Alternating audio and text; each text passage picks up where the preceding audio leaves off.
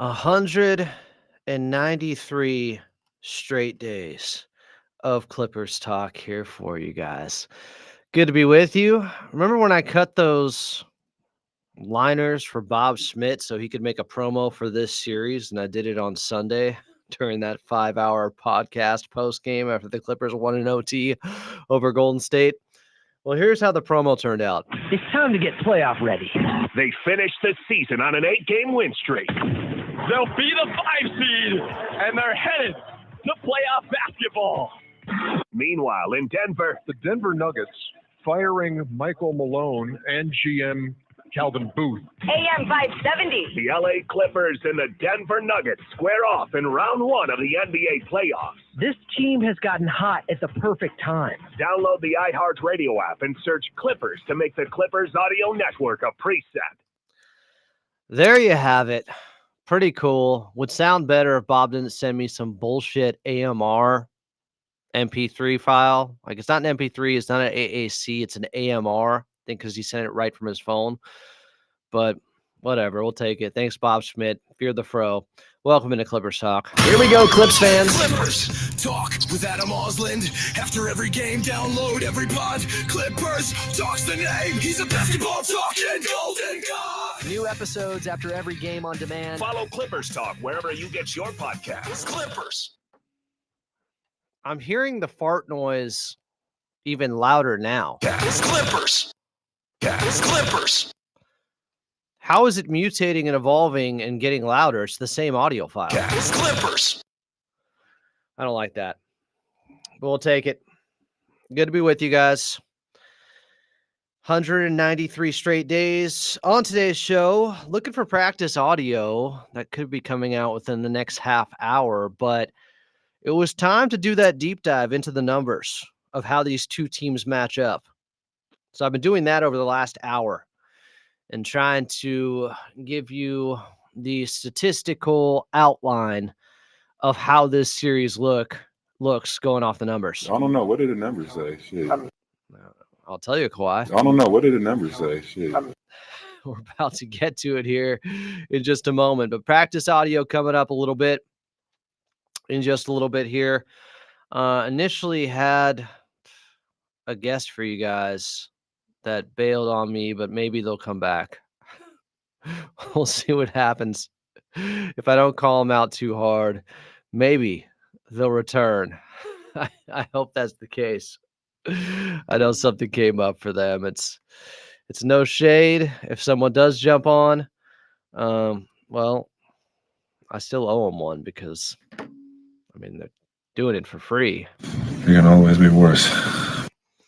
So let's see who's in the chat right now. Kaylee, Clifford is in here. Steve is in here. Host is in here. Oh, that's me.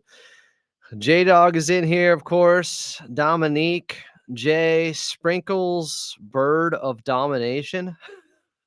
What is this? Just like a Birds Are Fake account.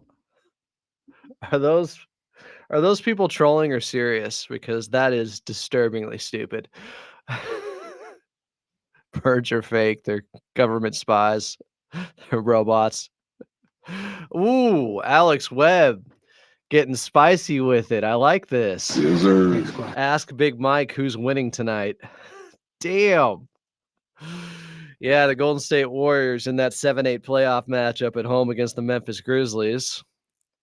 What's the other game going on tonight on the NBA schedule on the East Coast? Magic and Hawks. Yeah. Okay. Interesting.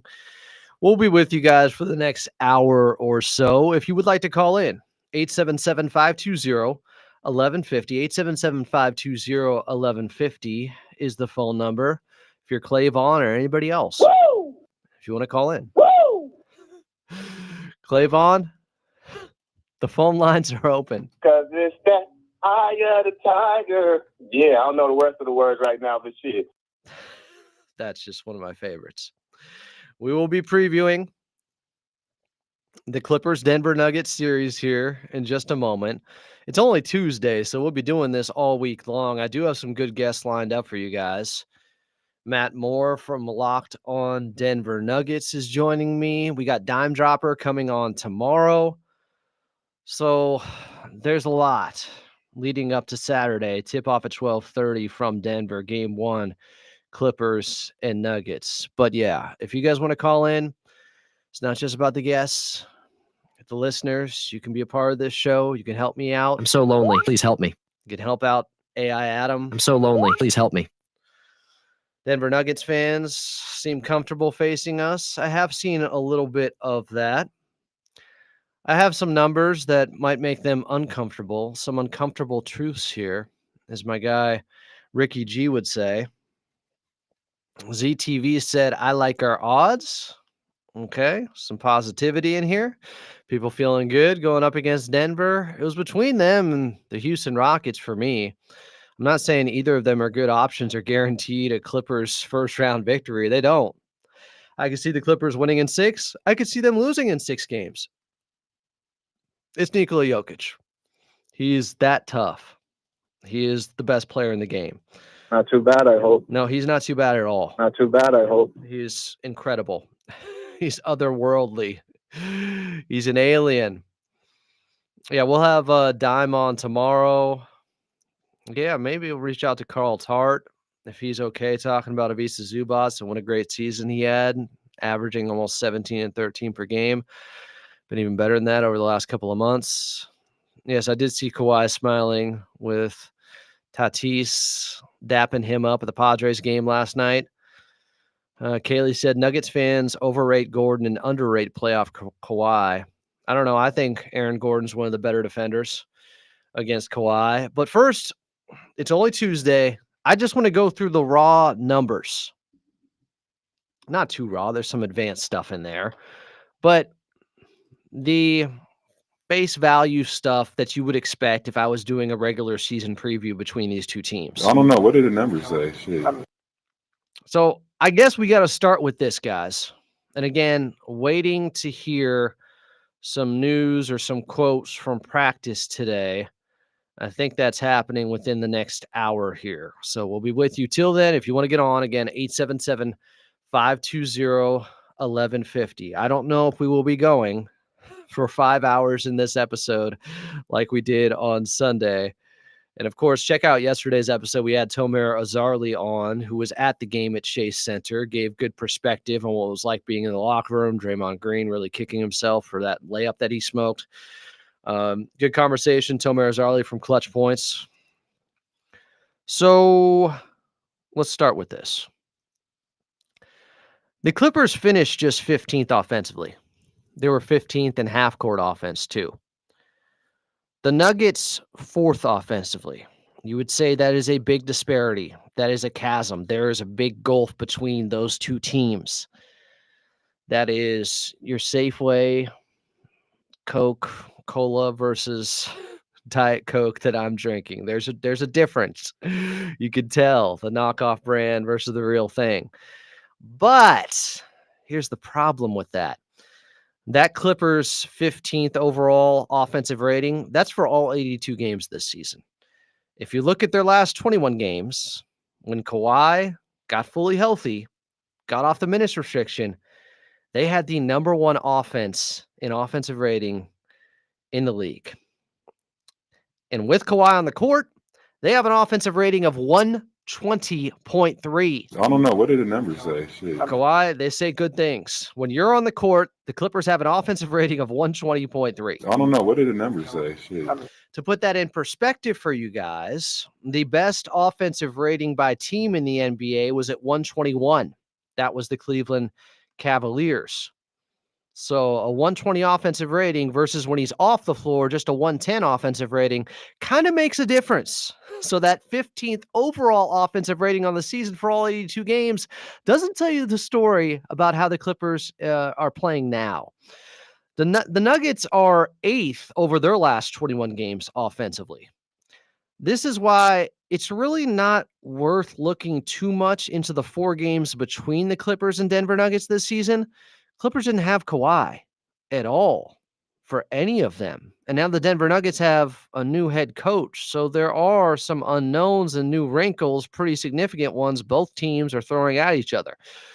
So we're going to consistently look at entire season marks here. And then also just the last 21 games from both teams, because that's when Kawhi really kicked things into gear. And the Clippers went 18-3 over that span, with a few games without him still, I think 3 over the last 21. And the Denver Nuggets were just 11-10. But the other reason 21 is a good sample size, a healthy one, is because that's 25% of the season, 21 games. And I'm going last 21, so that's the last quarter of the season here. But again, we'll go back and forth between the 82 games and what the numbers say, and then the last 21 games and what the numbers say between both of these teams. Clippers were also 4th over their last 21 games on defense. They were 3rd overall defensively this season, so about the same.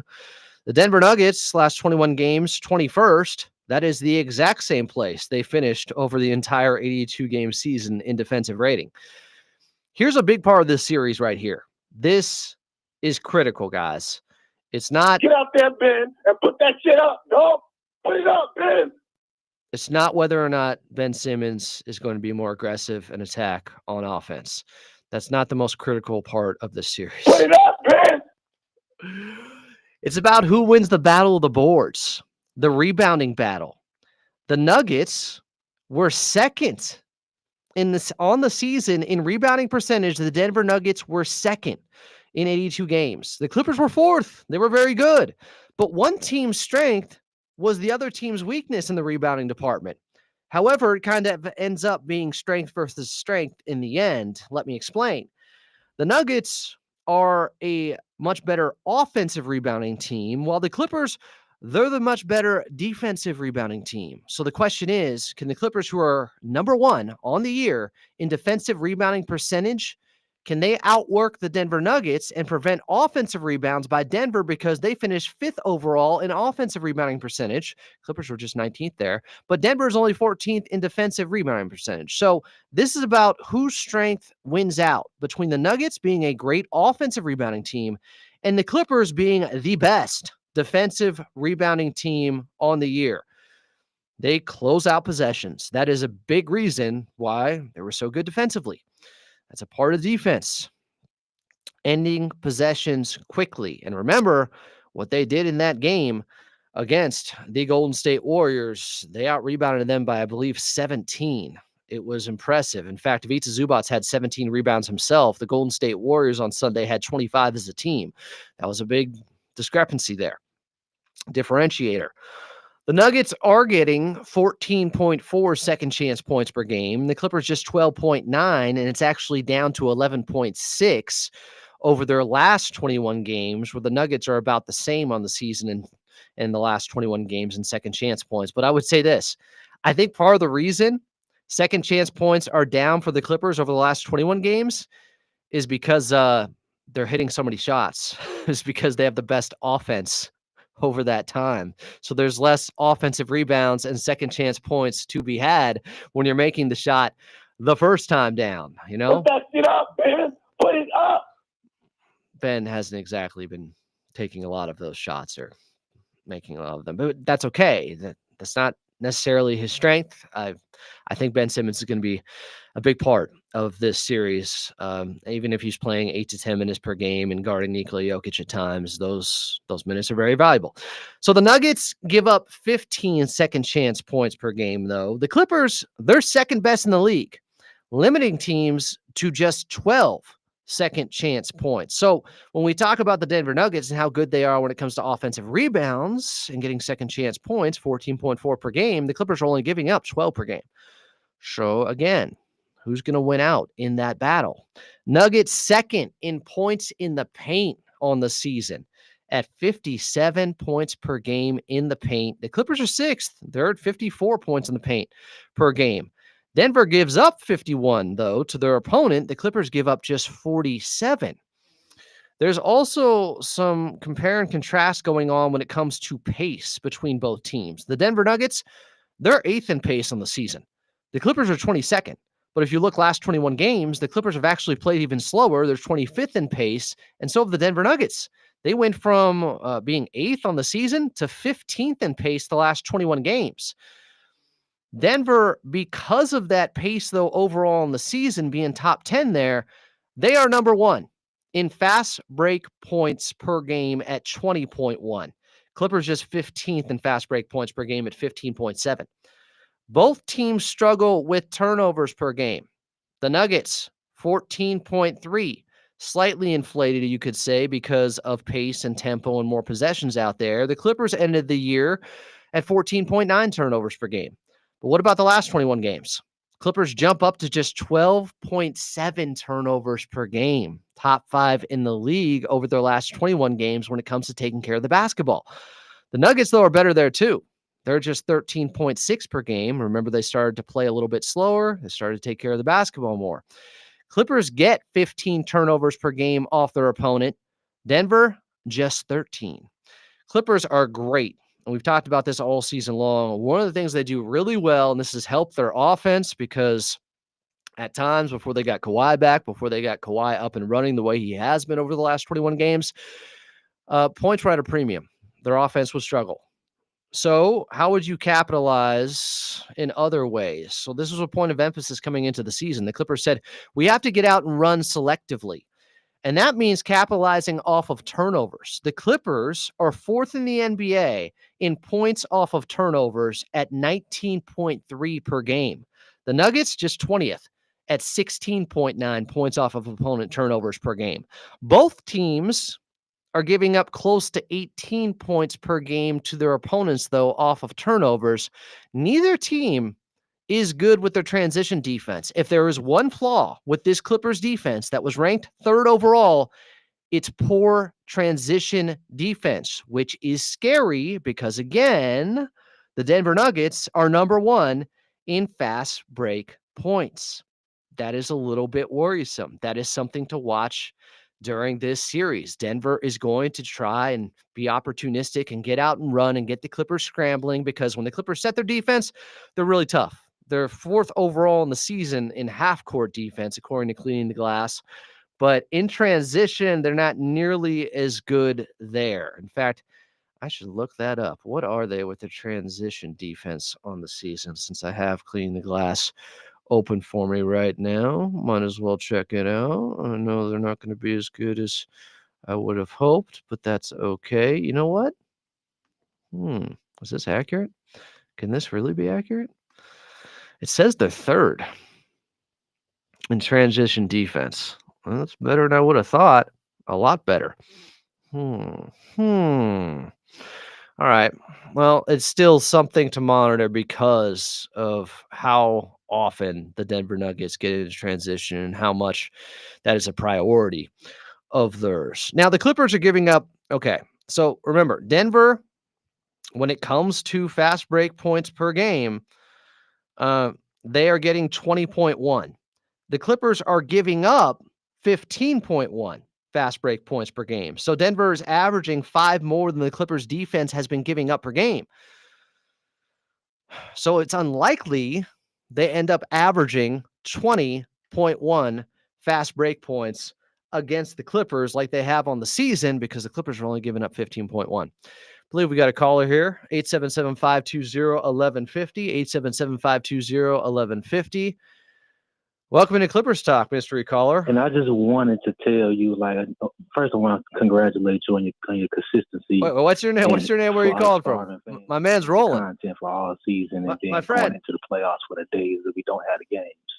So congratulations to you and keep it up, man. I'll just shut up. What's your name? Where are you calling from? But I've seen some Denver Nuggets fans. My guy. They're very comfortable right now. I'm not saying they should, but I feel like there's no harder task or easy matchups in the West, like right now, besides like the Memphis Grizzlies.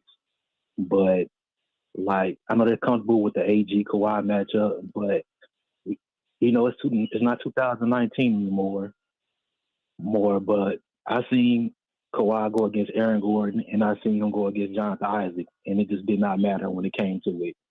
And of course, the Magic is definitely not the Nuggets, but all I'm saying is I think even in the bubble, I feel like Jeremy Grant was a better matchup for Kawhi than Aaron Gordon from what I've seen. I know he's been better in the past. My guy, what's your name? But my name's Kalen. Kalen, where are you calling from? St. Louis. Kalen from St. Louis. Sorry, I couldn't I couldn't get through to you at first. You just ran me over, but you're getting to some good talking points here. I like it.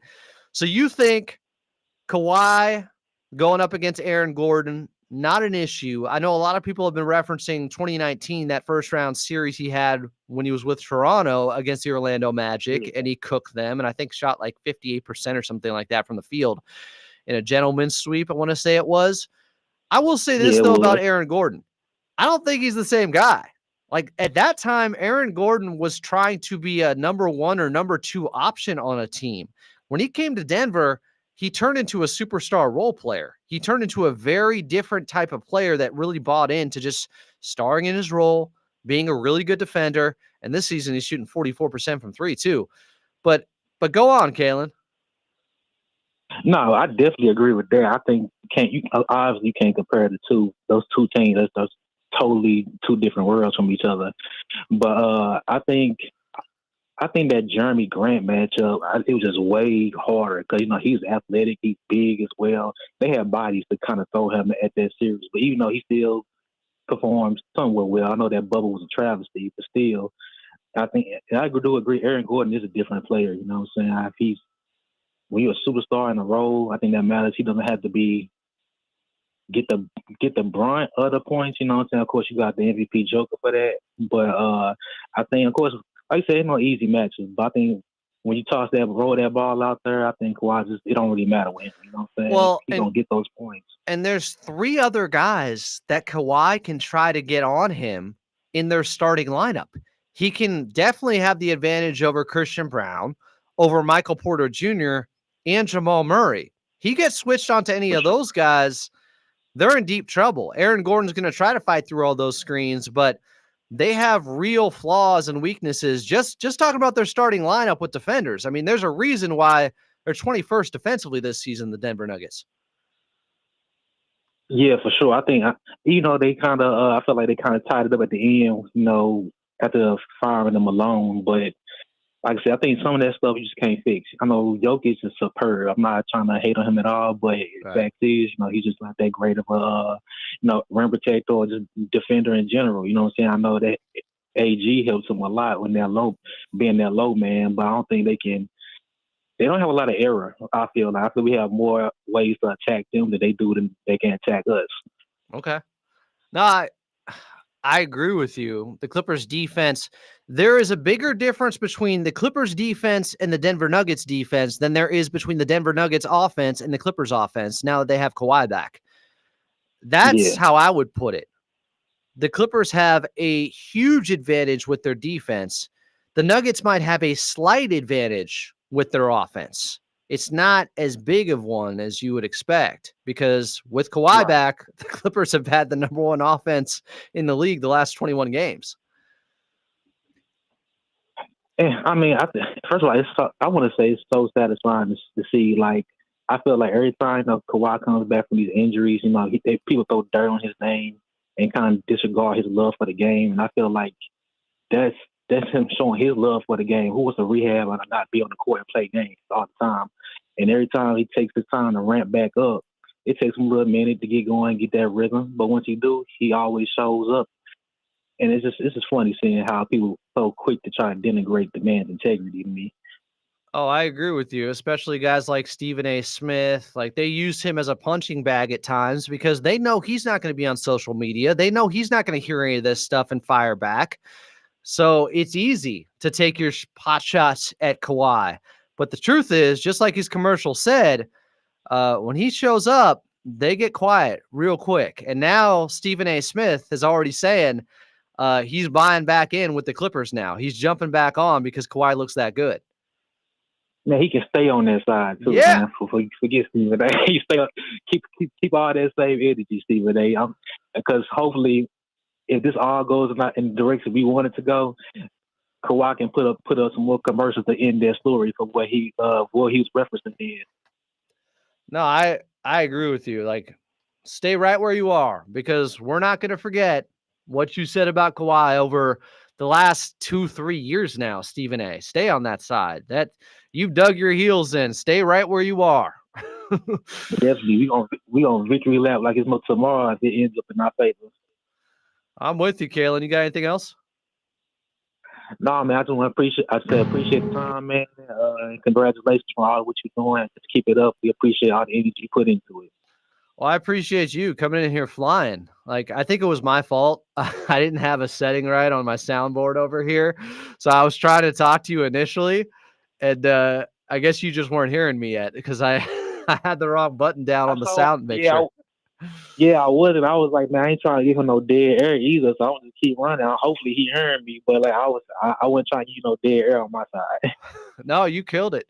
I appreciate the analysis, the thoughts, and the love here on Clippers Talk. Kayla, what's your name in the chat? It's K-Lou Too Cool. Say it again. K-Lou Too Cool. Okay. K-Lou Too Cool. Yeah. Gotcha. All right, chat. Show them love. Kalen, thanks for calling in here on Clippers Talk. No problem. Take care, Adam. Be good. All right, there goes Kalen from St. Louis. You can find me in St. Louis. I think he said it was from St. Louis. I was trying to find one of my favorite documentaries ever, American Movie. There's a scene in there where the guy goes, I'm going to come in there flying, man. And that's how I felt when Kalen came in here. He was hot. He came in here rolling. I was trying to get to slow down. What's your name? Where are you calling from? But it was actually my fault the entire time. So all good. Appreciate Kalen. Back to the numbers. I don't know. What did the numbers say? Shit. Before I was so beautifully interrupted, not rudely interrupted. If you guys want to get on, 877-520-1150. We're waiting for some practice audio and quotes to come out from the Clippers today at Intuit Dome. Now, the Nuggets, they give up almost 17 fast break points per game. So even though the Clippers aren't their best in that area, you know, even though they get only 15.7 fast break points per game, they're middle of the pack. Denver, their defense, their transition defense is poor. You might be able to jump on that. Take advantage. Remember, Clippers top 5 in points off of turnovers per game. So those live ball turnovers, get out and run and find Derek Jones Jr., please. The Nuggets lead the league in assists per game, guys. Jokic helps. They average 31 assists per game. Clippers just 23rd at 25 assists per game on the season. Of course, more ISO. They have the guys to do it. It's smart. It's part of the reason they have the number one offense their last 21 games. Lean into what your guys do well. Kawhi, James Harden, great ISO players. Denver over the last 21 games is still at the top when it comes to assists per game. The Clippers, they have one more assist per game the last 21 at 26. But again, yeah, they're not great in assists, and a lot of that is because style of play, and their two top players are two of the best ISO players in the history of the league. Here's a problem for the Clippers. You guys aren't going to like this. The Nuggets, the Denver Nuggets, are number one in free throw attempts per game. I know. You thought it was the Lakers. I don't know. What did the numbers say? Shit. They're getting 23.3 free throw attempts per game. They're actually tied with Memphis there. Clippers, they're getting just 17.3 free throws per game. The Nuggets are attempting 6 more free throws per game than the Clippers. What about the last 21 games, though? The Clippers have closed the gap. They're getting 22 now per game, but Denver also is getting even more at 25 per game. But it's still, instead of 6 more per game over the last 21 games, Denver's getting 3 more free throw attempts over the last 21 games. The Clippers, though, also close the gap in this way. They shoot almost 3% better at the free throw line at almost 80%, while the Denver Nuggets are about 77% of the charity stripe. So if you look at free throws made per game on the season, Denver is only making half a free throw more per game. Both teams, by the way, are giving up 21 free throw attempts to their opponent per game. Both teams giving up 21 free throw attempts to their opponent per game. Both top 10 in the league there, not fouling too much. The Clippers are third in steals per game, as you would expect. They're at 9.4 steals per game. Denver, 8. Blocks, though, favor the Nuggets at 4.9 to 4.5. Advantage Nuggets there, but blocks per game is a deceiving stat. Why? Because it doesn't tell you all the shots that were deterred from even being taken to begin with because Ivica Zubac is waiting there in the paint. Because they have one of, if not the top rim protector in the league in Ivica Zubac. So they're not even trying him so he could actually get more blocks. That's the thing. You look at Ivica Zubac, I think he's only at 1 block per game. It's like, that doesn't tell you how many shots he redirects or how many guys, just aren't even aggressive enough to go at him. They know better. So blocks per game, it's not a great number. It's not a great stat. Not that reliable. Doesn't tell you a lot about defense. 3-point percentage. I know you guys will be interested in this. Because the Denver Nuggets, while being 5th in the league at shooting 37.6% from 3, the Clippers are 7th at 37.3% from 3. They both just don't take a lot of 3-pointers. Denver is only taking 31.9 attempts from 3. They're dead last in the league in percentage of points coming from 3. Yeah. They are 23rd in attempts per game. And the Clippers, they're not taking that many more than them. They're actually taking 33.4 threes per game. But what about last 21 games here? The Clippers are number 1 in 3-point percentage over the last 21 games. And this is something I've been chronicling and monitoring because I do think it's a little bit fluky.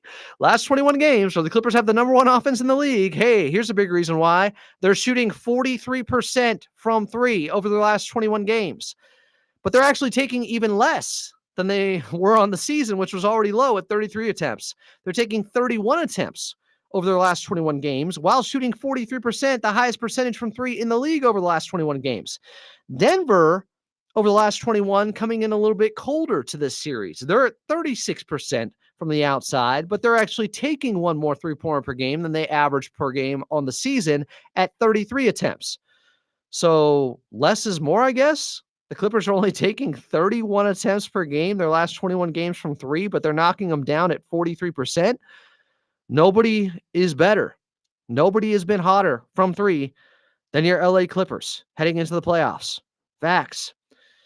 What about opponent 3-point shooting, though? The Clippers finished 5th there. Opponents are only shooting on the season 35% from 3 on them and only taking 37 per game. I know, still a lot, but it's not in today's league. Denver is giving up 39 3-pointers attempted per game on the season.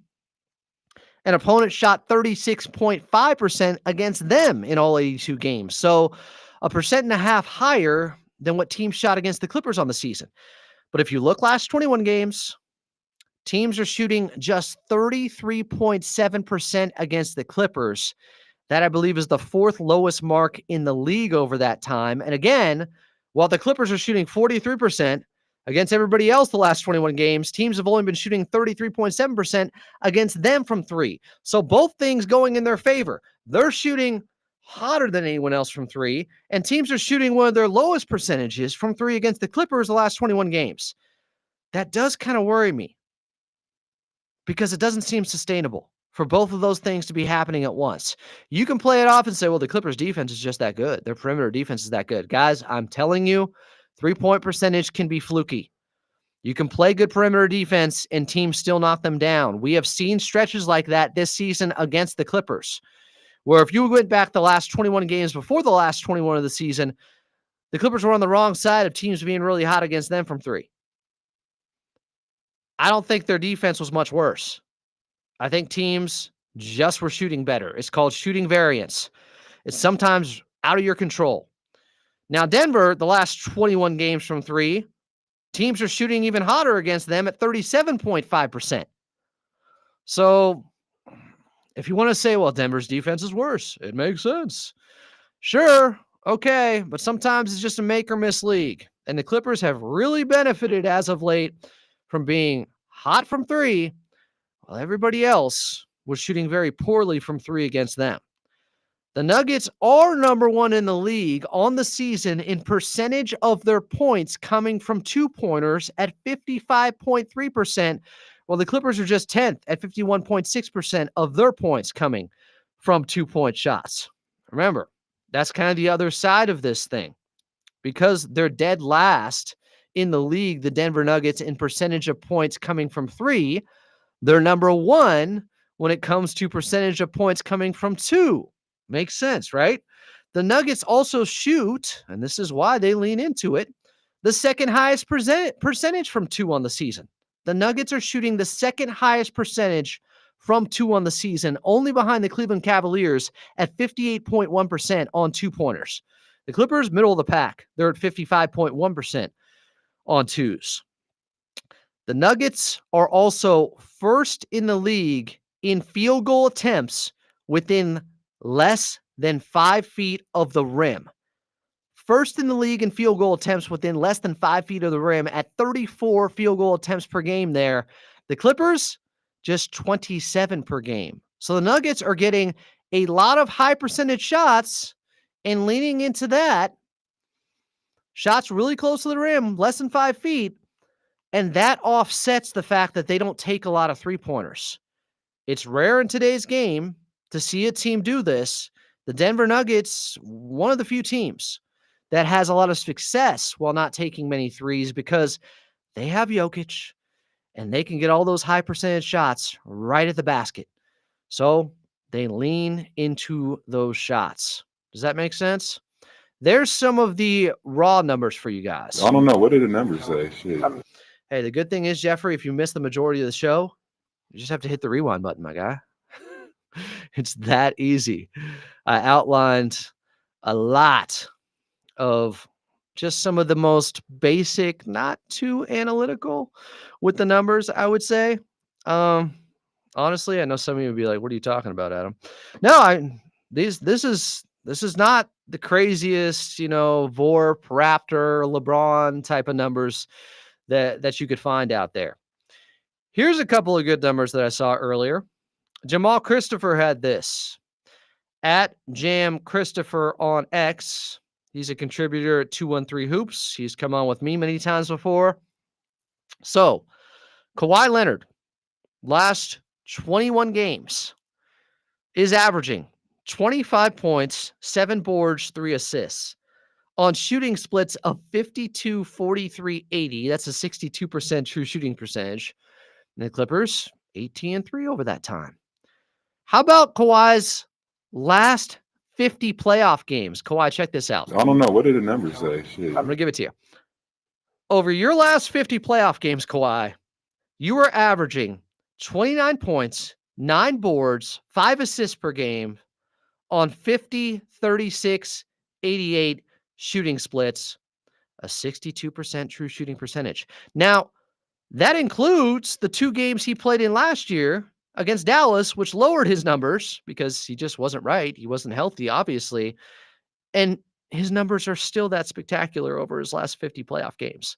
Basically, since he became a number one option in 2016 for the San Antonio Spurs, you can make the argument nobody has been better over that big of a sample size with efficiency on high volume in the playoffs than Kawhi Leonard. It's true. You guys don't believe me? I mean, I can show you. I can show you the tweet here. And Jamal Christopher, and I've seen these numbers before, by the way, so I trust it. Plus, it's Jamal. Look at that.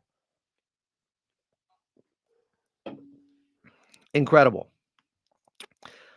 Then I saw this a little bit earlier pertaining to, well, the 1-2 punch, the uno dos. We got the dos in. What about uno? What about James Harden?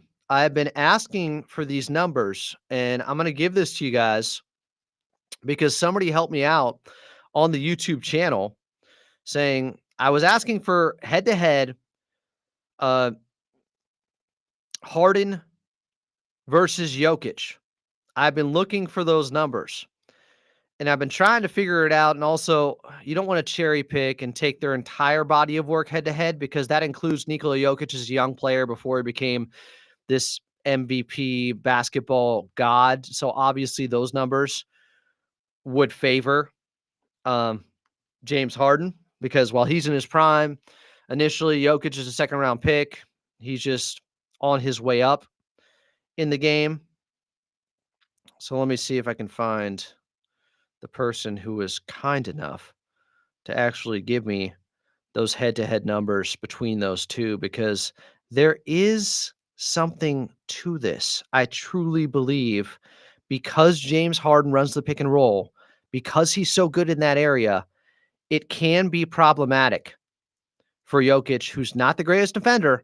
He's not as bad as some people act like he is, but he's not the greatest defender, and he can be exposed at times there. So what happens if you have a pick and roll maestro like the Clippers do with James Harden, who's one of the best to ever do it, and he is constantly getting Jokic pulled up to the perimeter in the action and making him work harder. So this first number I'm going to give you is all-time head-to-head. And the second one is going to be more concentrated over the time period where Nikola Jokic has really become an NBA superstar, one of the greatest players I've ever seen, to be honest. So James Harden, if you guys want to freak out about this, you can. Woo! Is 16-6 against Nikola Jokic in his career, and is plus 112 in 22 games since the 2016-2017 season. Among players with 9+ games against one another, that is the best record. Again, this comes from Jackson Lloyd NBA. James Harden, and maybe I should just post it so you guys can read it along with me in case I'm misinterpreting anything. Some people are already freaking out. Woo! James Harden is 16-6 against Nikola Jokic and is a plus 112 in 22 games since the 2016-2017 season. Among players with 9+ games, that is the best record. He goes on to say Harden is the best pick and roll player Jokic has seen in the playoffs. His teams have always presented the Denver Nuggets a challenge because of how adept he is at hitting the roller. Yes, if the Los Angeles Clippers win this series, it'll have a lot to do with Harden hitting the pocket and Ivica Zubac capitalizing the numbers advantage. He credits StatMuse with these numbers. Now, again, that's head-to-head every single game, even back when Nikola Jokic was not Nikola Jokic yet. So, I'm going to take things down a notch for you. You got too excited. Woo! Harden versus Jokic in Joker's MVP prime, God tier prime years since the 2020-21 season. Since then, this is according to Super Dope Hip Hop. I didn't double check, cross-reference these numbers, but it looks like he did the work here. He is saying that James Harden is 5-4 against him. Woo! Maybe more tepid or muted woo. Woo! But look at this. Harden's averages in those 9 games: 24, 10 assists, 5 boards, 1.3 stocks, a 63% true shooting percentage. That's really good. Although I guess his average plus minus was a negative. Jokic in those games, 27, 12, 9, 60% true shooting percentage. What about Jokic versus Zubac's team since 2020, 2021? He's 9-6, averaging 27, 13, and 8. 2 stocks, 60% true shooting percentage, average 5.4 plus minus. Is that average or total plus minus? I would guess that would be average per game.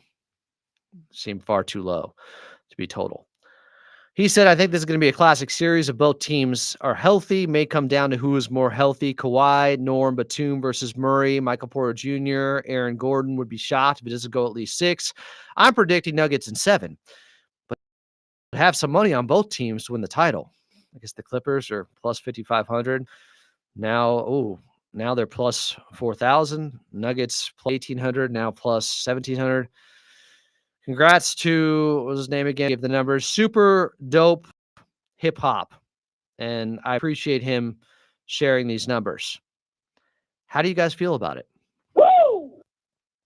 877-520-1150 if you want to get on, and we can continue to preview this as I am waiting for post-practice audio, I should say, because the Clippers aren't playing a game today. Way to figure that out, Adam. That sucks. Well, they need this time off. Kawhi, you've been playing heavy minutes. Last couple of games, you played 42 minutes and 47 minutes. That sucks. Just stay as healthy as possible, and we should be all right. But 877-520-1150, 877-520-1150 if you want to get on and give your thoughts on the series preview. So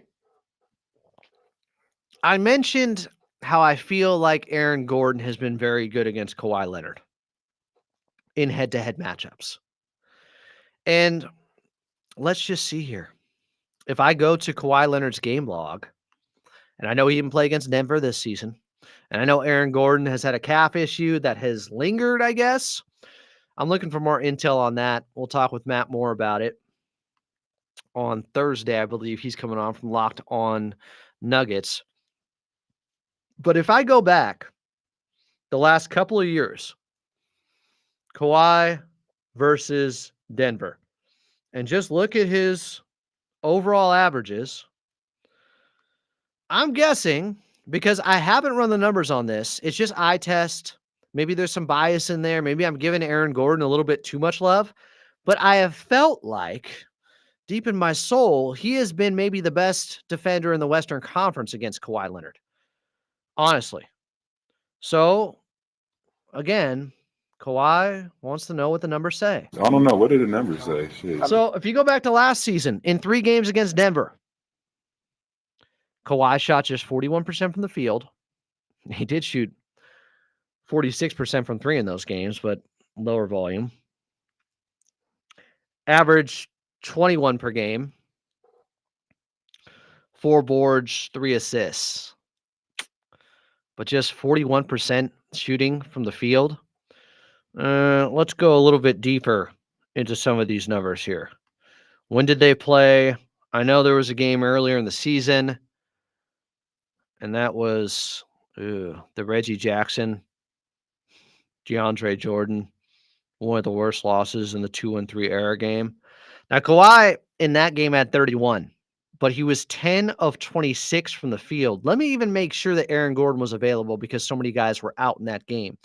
Because obviously, if he didn't play, it kind of goes against some of my argument here. He didn't play in that game.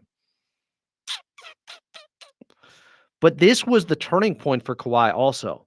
That game in this 23-24 season that they lost at home to Reggie Jackson and DeAndre Jordan, Kawhi had 31 points, but took him 26 shots to get there. After that is when he went on the crazy 30-game efficiency all-time record stretch. Right after that. It was like he shot himself out of a funk. After that was the game again up in Sacramento where he dunked on JaVale McGee. What about some of the other games that season? So they played Denver in the in-season tournament, and Kawhi was 5 of 14 with just 15 points last year. Let me make sure Aaron Gordon played in that game. He did. He was his primary defender, I promise you. So there's 2 games from last season. Here's another game. December. Clippers would win 111-102, but Kawhi had just 17 points. He did go 8 of 16 from the field. They did win the game. Aaron Gordon did play, but Kawhi had just 17. Don't love that. Did they play them a 4th time? They did, but Kawhi was out. That was after his knee swelled up last season. I remember now. And the Clippers actually won that game, and you could say feather in the cap for James Harden. That was just him and Paul George versus Jokic and the Denver Nuggets, and they got that victory, and James Harden was very good. That was one of those examples of James Harden versus Nikola Jokic. What about the 22-23 season for Kawhi? So we're talking first year back from the ACL. Let's see what some of these games were like against the Denver Nuggets. Oh, no. Oh, no. Now, right after Kawhi started to kick things into gear coming off the ACL, where he had 26 against Boston, 24 against Indiana, the Clippers had a game on a Thursday night in Denver where they absolutely, I think, punted after a miserable first half. I don't think the starters played the second half, and Kawhi was 2 for 7, and they got beat 122-91. That's not great, but we got a caller here. 877-520-1150. Welcome into Clippers Talk. What's your name? Where are you calling from? What's up, Adam? This is Skills calling from Nashville, Tennessee. What up, Skills? Been too long. How you feeling? Man, I'm feeling good, man. How about yourself, man? I was feeling better before I'm starting to confirm what I thought about Kawhi versus Aaron Gordon over the years. I'm pretty sure he has been one of the best defenders on Kawhi, and the numbers are saying it right now. But what do you want to talk about? Well, first off, man, I want to salute you, man. I've been watching your channel from afar. I think you're one of the hardest working men on YouTube. The fact that you 100+ days of consistent, Clipper talk, man, that's impressive, man. So salute to you, bro. Keep up the good work. I appreciate that, Skills. I love doing it. I love this team. I love the fan base, so I'm happy to. Likewise, bro. And I look forward to hearing from you. As far as, first of all, I want to touch on the game. Bro, that was an incredible game. What was that? Sunday? Bro, that was an incredible game. I think one of the best games all season. Prior to that game, I had been saying that the Clippers hadn't gone on like an 8 or a 10-game winning streak to like really give me something to hang my hat on. And I think they closed out the season in a very, very strong way. I see a lot of pros. So, I'm very confident in where this team is going into the playoffs. As far as the Denver Nuggets series, I have the Clippers winning in 7 games. I think it's going to be a grueling series. Ooh. But I think this is the best Clippers team that I've seen, like, defensively. Because I've been going back and forth. I'm often on BJ's channel on the Pull Up Podcast. We go back and forth about this all the time. Skills, we've talked on there. We've talked on there. I recognize your voice more now. We've talked on there. Yeah, you're one of the regulars. You're one of the usuals, right? On the Pull Up Podcast? Yeah. I'm on there quite often. Hey, did you all give James Harden his flowers for what he just did in what was basically a playoff game against Golden State? Hey, when you see a real one, man, you gotta tip your hat, and that was an incredible game that James Harden, played. I think, I still think, I think me and you, differ on this a little bit, but I still think Kawhi was the best player on the floor. But I think without James Harden, 12 points in the overtime, I don't think we win that game. I think the fact that he had 12 of their 13 points in overtime means he was the best player on the floor in that game. I'm not saying there was a huge difference, but come on, that's ridiculous. It's a couple of reasons why I can't say that, Adam. Like, okay, so let's take away the overtime. What happens? You can't take away the overtime. But I'm saying though, if you take away, because he had 12 in the overtime, and I give you that. In overtime, he was the best player in overtime, but he was not the best player in the first 4 quarters of that game. Wait a second. The reason why he still had 27. He still had 27 before overtime, and you can't take away the overtime. You can't take it away. I'm not trying to take away overtime. I'm not trying to take away overtime. But all I'm saying is to say that he was the best player on the floor for the entirety of the game, I don't think that's accurate. I think it's the reason why they was consistently throwing double teams at Kawhi. It was the reason why they did that. They weren't doing that because James Harden was the best player on the floor, even though he played out of his mind. You're telling me James Harden didn't get doubled at all in that game? He got double some, but he didn't get double as consistently as Kawhi did. I don't know about that. Kawhi was 1-on-1 against Draymond Green to end the regulation. He wasn't double then. I know, but the only point I make, because look, I don't want to crap on either one of them. I was very. Well, you impressed guys with love James crapping Harden. on James Harden. I know that. And while I understand some of the argument, I'm glad to hear you gave him his flowers because that was an all-time performance on Sunday. Oh, no, it was an all-time great performance. And here's the thing, like, if you go back and watch BJ's earlier videos, I'm on record saying that I was happy that, we kept James Harden and we got off with PG. I'm also on record saying that James Harden is the Clippers MVP for this season. Okay, Like, okay. I was going to say, I'm on Skills, record saying because that. I have heard you a lot on there, and you are one of the more fair voices of reason. Yeah, no, bro. Without James Harden this season, we're maybe not even a play anything. And that's just me just being Thank real. you. Thank you. Like he's been there. He's been consistent. You know what I mean? He's been, for me, I have been big on this team all season because I saw that James Harden got the squad together prior to the preseason, and then when I saw them in the preseason, it seems like the defense was like real cohesive. It seemed like they had been, strategizing and talking to each other. And I saw that in preseason. I'm like, man, the defense is looking good. Their chemistry is looking good, and they carried over. So to me, that's a form of leadership, and I give James Harden full credit for that. I just have a problem with some of the turnovers and things of that nature, but I can't sit here and lie to you and say that he hasn't been one of the most consistent players outside of Zubac this entire season. So hats off to Una. You know what I mean? No, that's totally fair because BJ has come on here and argued that he's not the MVP this season. Norman Powell could have been the MVP. I'll take Ivica Zubac could be the MVP, but my problem with that argument is who's more dependent on who? Harden Agreed. is much less dependent on Ivica Zubac than Zubac is on Harden. Harden is the one setting up the action. Yeah, see, me and BJ, we agree on most things, but that's one of the things that we don't agree on as far as what James Harden brought to the team. Like for me, I had already seen the PG and Kawhi tandem for 4 years. I didn't want to see it anymore. I had seen enough. You know what I mean? So for me, it was good that we got off PG. And not taking anything from PG, I think he's a Hall of Fame player. I think he has a deep bag. I think he's good. But it's just one of those situations where I think the pairing of James Harden and Kawhi just pairs better together. And I think James Harden, to me, has a higher basketball IQ than PG.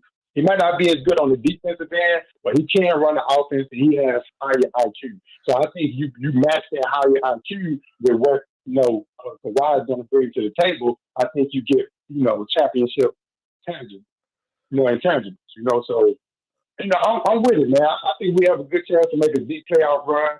And I am very, very impressed with our defense. I think this is the best defensive team we've had since, the 2-1-3 era and coming into now. But I haven't seen the defense and the Clippers look this good in the last 4 or 5 years. So, the defense looks great, and I think that's our identity. And for me, it's just going to come down to coaching. That's the only reason why I got this series going 7. It's like, is Ty Lue going to play the right lineup? Is Nico Batum going to be healthy? Because we're going to need him for this series. Yeah. So we can go big. I think we should have him at the 4. If we can have him at the 4, I think we match up well with them. But, all of these is going to be dependent on whether Ty Lue puts the right lineups on the field. But Skills, you really think they're going to start game 1 a different starting lineup all of a sudden?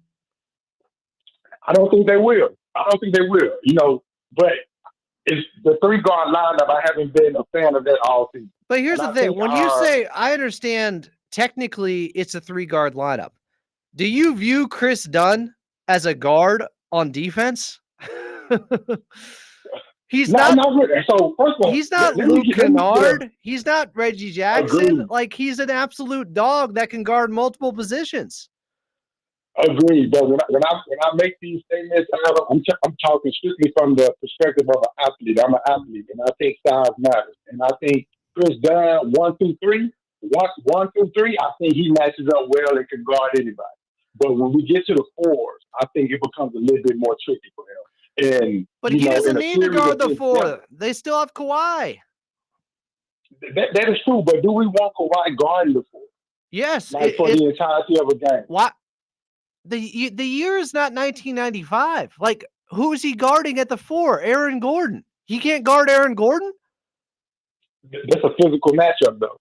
a very physical matchup. And my only What? concern is I want Kawhi to be there throughout the entirety of the playoffs. Yeah. My theory is, and I could be wrong, but one of my theories is the reason that Kawhi has been getting hurt these last couple of seasons, for one, the defense that the Clippers had for these last 2 or 3 seasons hasn't really been that good. So they rolled Kawhi a lot. And I think banging with those fours wears him down. Here's the problem with that argument, Skills.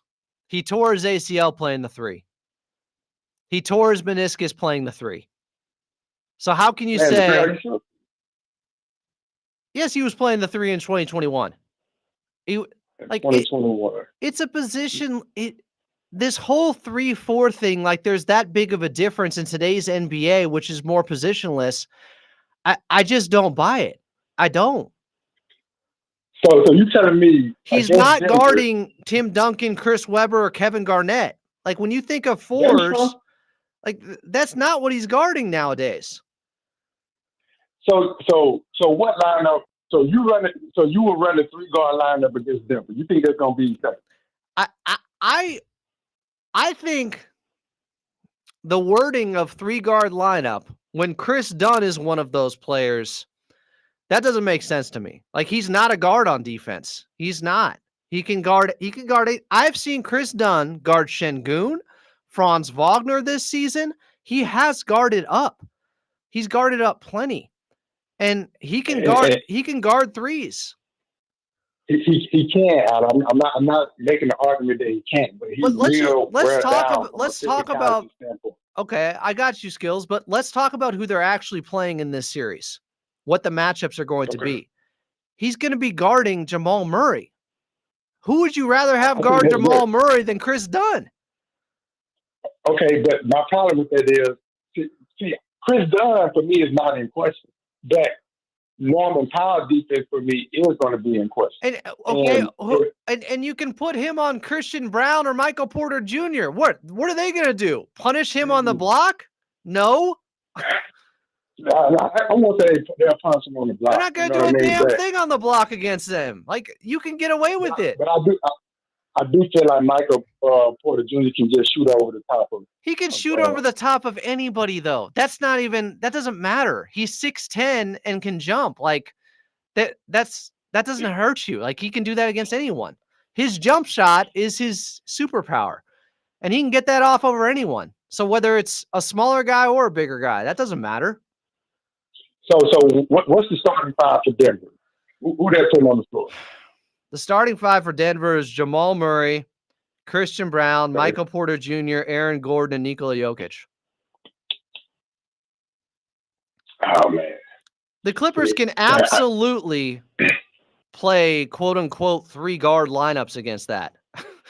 Christian Brown, what exactly is he going to do? He's good in transition. He's not punishing anybody. He's out there to be one of their better defenders. You think you can't hide James Harden or Norman Powell on Christian Brown? I think you can hide one of them. I don't think you're going to be able to hide both of them. But time will tell, you know what I mean? But you can put the other one on Michael Porter Jr. Michael Porter Jr. is not punishing anyone. That's true, but here's the thing, Adam. I'm not overly concerned because we have the personnel. I personally don't think the 3-guard lineup is going to work, but it really doesn't matter because even if he puts that lineup out there, we have the personnel to make the adjustments if need be. But my question is, but we have a specific matchup now. Why won't the 3-guard lineup work? Who is going to punish them with size between Michael Porter Jr. and Christian Brown out there? Which one of those guys is going to punish them with size? They're not. Those guys don't use their size at all. I mean, and that's a fair argument. I don't really have a lot of pushback on that. But then you still have other intangibles you have to think about. Like when it comes to rebounding, that's gonna matter with the height. Like if you look at that lineup, you got Jokic, you got three of those guys are like 6'7", 6'8", 6'10", and above. It doesn't mean they play to their size. Michael Porter Jr. is hanging out on the 3-point line the entire time. He's a sniper. He's not getting offensive rebounds. I get it, but it's going to come down to rebounding. And when it comes down to rebounding like that, I'm going to want the height on the floor. That's all I'm saying. I think Nico just does a better job of having Kawhi and Zubac rebound. But again, their guy that is 6'10" is on the perimeter. So why do you need height against him if he's not even going inside to get those rebounds? I mean, you could say that when he was being coached under Mike Malone, which is another He's not intangible that we have to think about. Michael Porter Jr. is not changing who he is as an offensive player all of a sudden. He hangs out on the perimeter. We're not talking about offense now. We're talking about rebound. I get your point that you're making. That's where he normally hangs out at. But like, it's different things that we have to think about when it comes to this, especially coaches. I don't even know what schemes they're going to be running. We don't even have a big enough sample size to even know what schemes they're going to be running. New coach, they're running the Nikola Jokic scheme. That's not changing. They're running pick and roll with Jokic and Jamal Murray. Nothing's changing there. What do you think they're changing their entire playbook over because the coach got fired a week ago? No, David Adelman has been on the coaching. David Adelman has been on the coaching staff forever. Yeah, I agree with you. I don't think they're changing their entire playbook, but each coach is different. There's going to be some new things he's going to implement. The stuff he'll do differently is maybe lineups and rotations, but they're not changing the way they run their schemes. We'll see, and this is the question I wanted to ask you too. Between Jokic and Jamal Murray, and then we got James Harden and Zubac, which one of those guys pick and rolls, which tandem do you think is going to be more effective in this playoff season? Say it again. I'm sorry, Skills. I said, so which pick and roll you think is going to be more effective in this matchup? Is it going to be Jamal Murray and Jokic, or is it going to be the pick and roll that James Harden and Zubac is going to be running? They're both going to be tough to stop, but it's hard to go against Nikola Jokic. He's the best player in the game. He is. He's still the best player in the game. He's won 3 regular season MVPs and a recent finals MVP. How can we say anybody else is better than him? Well, no, I think this season, I think this season, really the last season, the last 2 or 3 seasons, I think, the argument can be made he's the best player in the league. So no pushback on that. It's just, for me, man, I think about this matchup, bro. It's like so many different scenarios pop in my head. And then another thing that I was thinking about, with this particular matchup, I don't know, like, looking at the benches, like, I don't think Denver has a deep enough bench. Oh, I agree there. I agree there, Skills.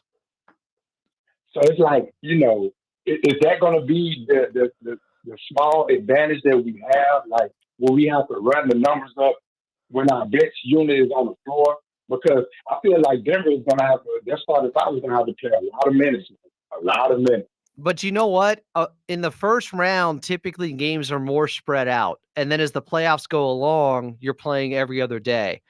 So I think their guys are going to have enough rest, even if they're leaning heavy with their starting lineup playing big minutes.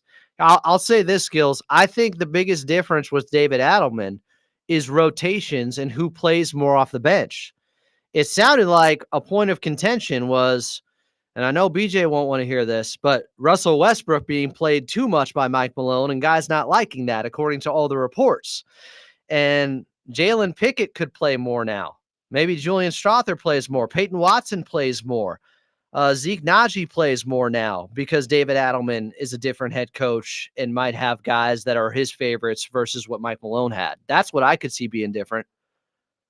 Yeah, I can see that too. I definitely think Westbrook's role is going to be minimized a little bit, which is probably for the best. I think, when you a player like Russell Westbrook, I think he probably serves you better with limited minutes. I think if you can get him to buy in for like a solid 20 minutes, I think he can be effective in those minutes.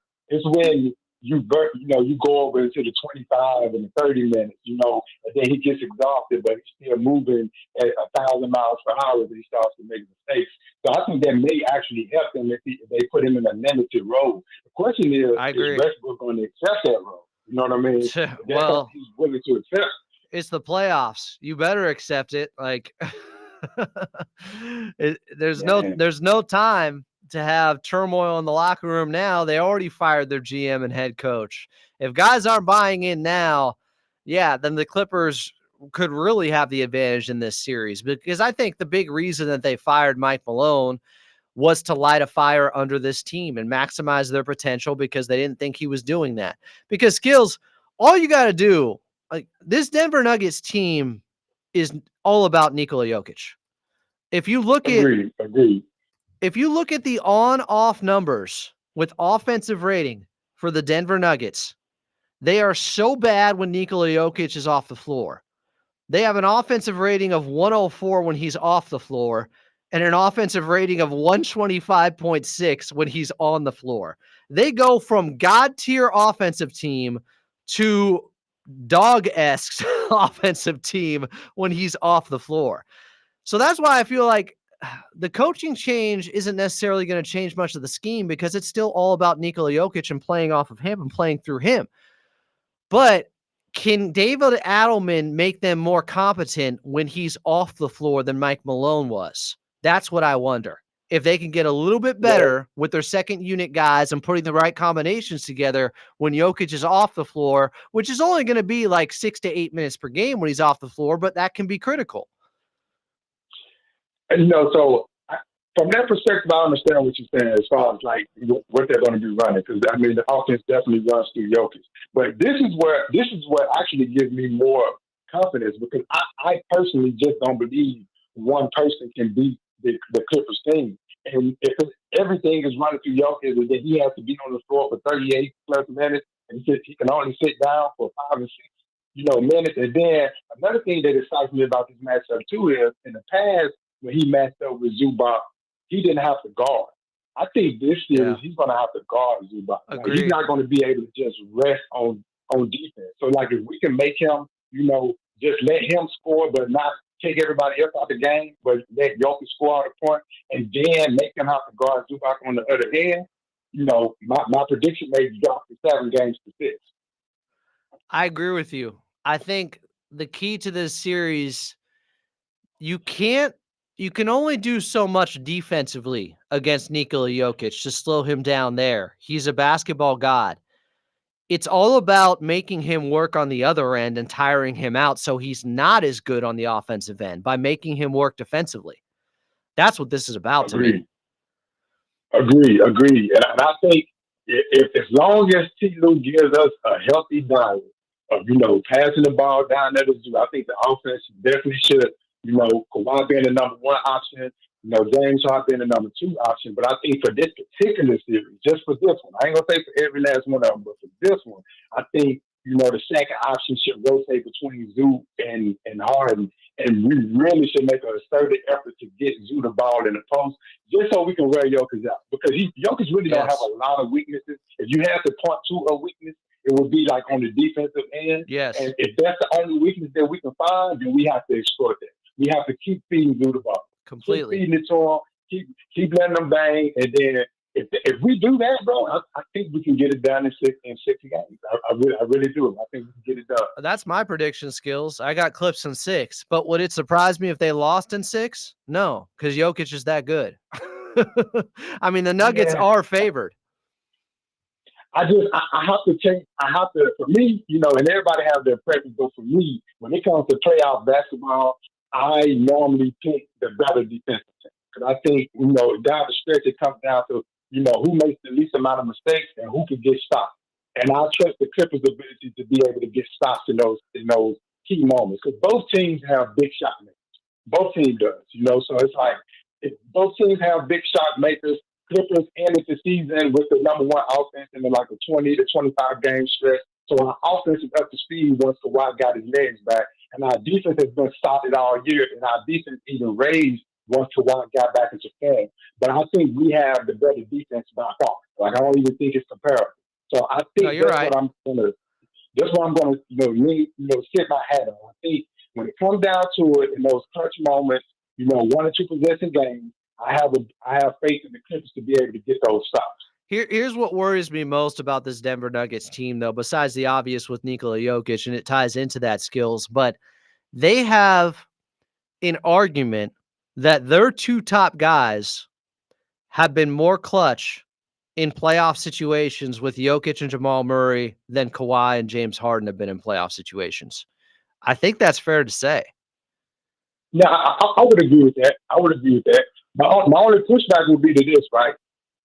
I think Kawhi is the best player that James Harden has ever won into a postseason with. I agree. And I agree with you. I think that's gonna make a difference. I think that's gonna make a huge difference because you gotta understand, Kawhi is a high IQ basketball player. He is, and when he's healthy, he came up under the Spurs system, so he has high basketball IQ. And I think James Harden has extremely high basketball IQ. I really do. Yep. So when you put that pairing together, I think it's a little different. I think I don't know, bro. I'm just excited. I can't even lie to you, man. I'm excited. I am, bro. Like, all I needed to see from the Clippers was them to put a string of wins together, and they gave that to me the last 15 to 20 games. They gave me what I have been screaming for all season. And once I saw that, my confidence went through the roof. As long as Kawhi can stay healthy, I like our odds against anybody. I really do. Well, that's the thing, of course, I worry about more than anything else. It's always, can Kawhi stay healthy? Because it's one thing to play 35 minutes in a regular season game or even 42 minutes in a regular season game. As high intensity as that game was against Golden State on Sunday, you're about to get a string of those. Will his body hold up playing game after game of high intensity, high workload basketball? That's my biggest concern always, because if you got Kawhi, you can beat anybody, including Nikola Jokic, because their defense is far superior. But that's what it comes down to in the end. We've seen it over the last 4 years.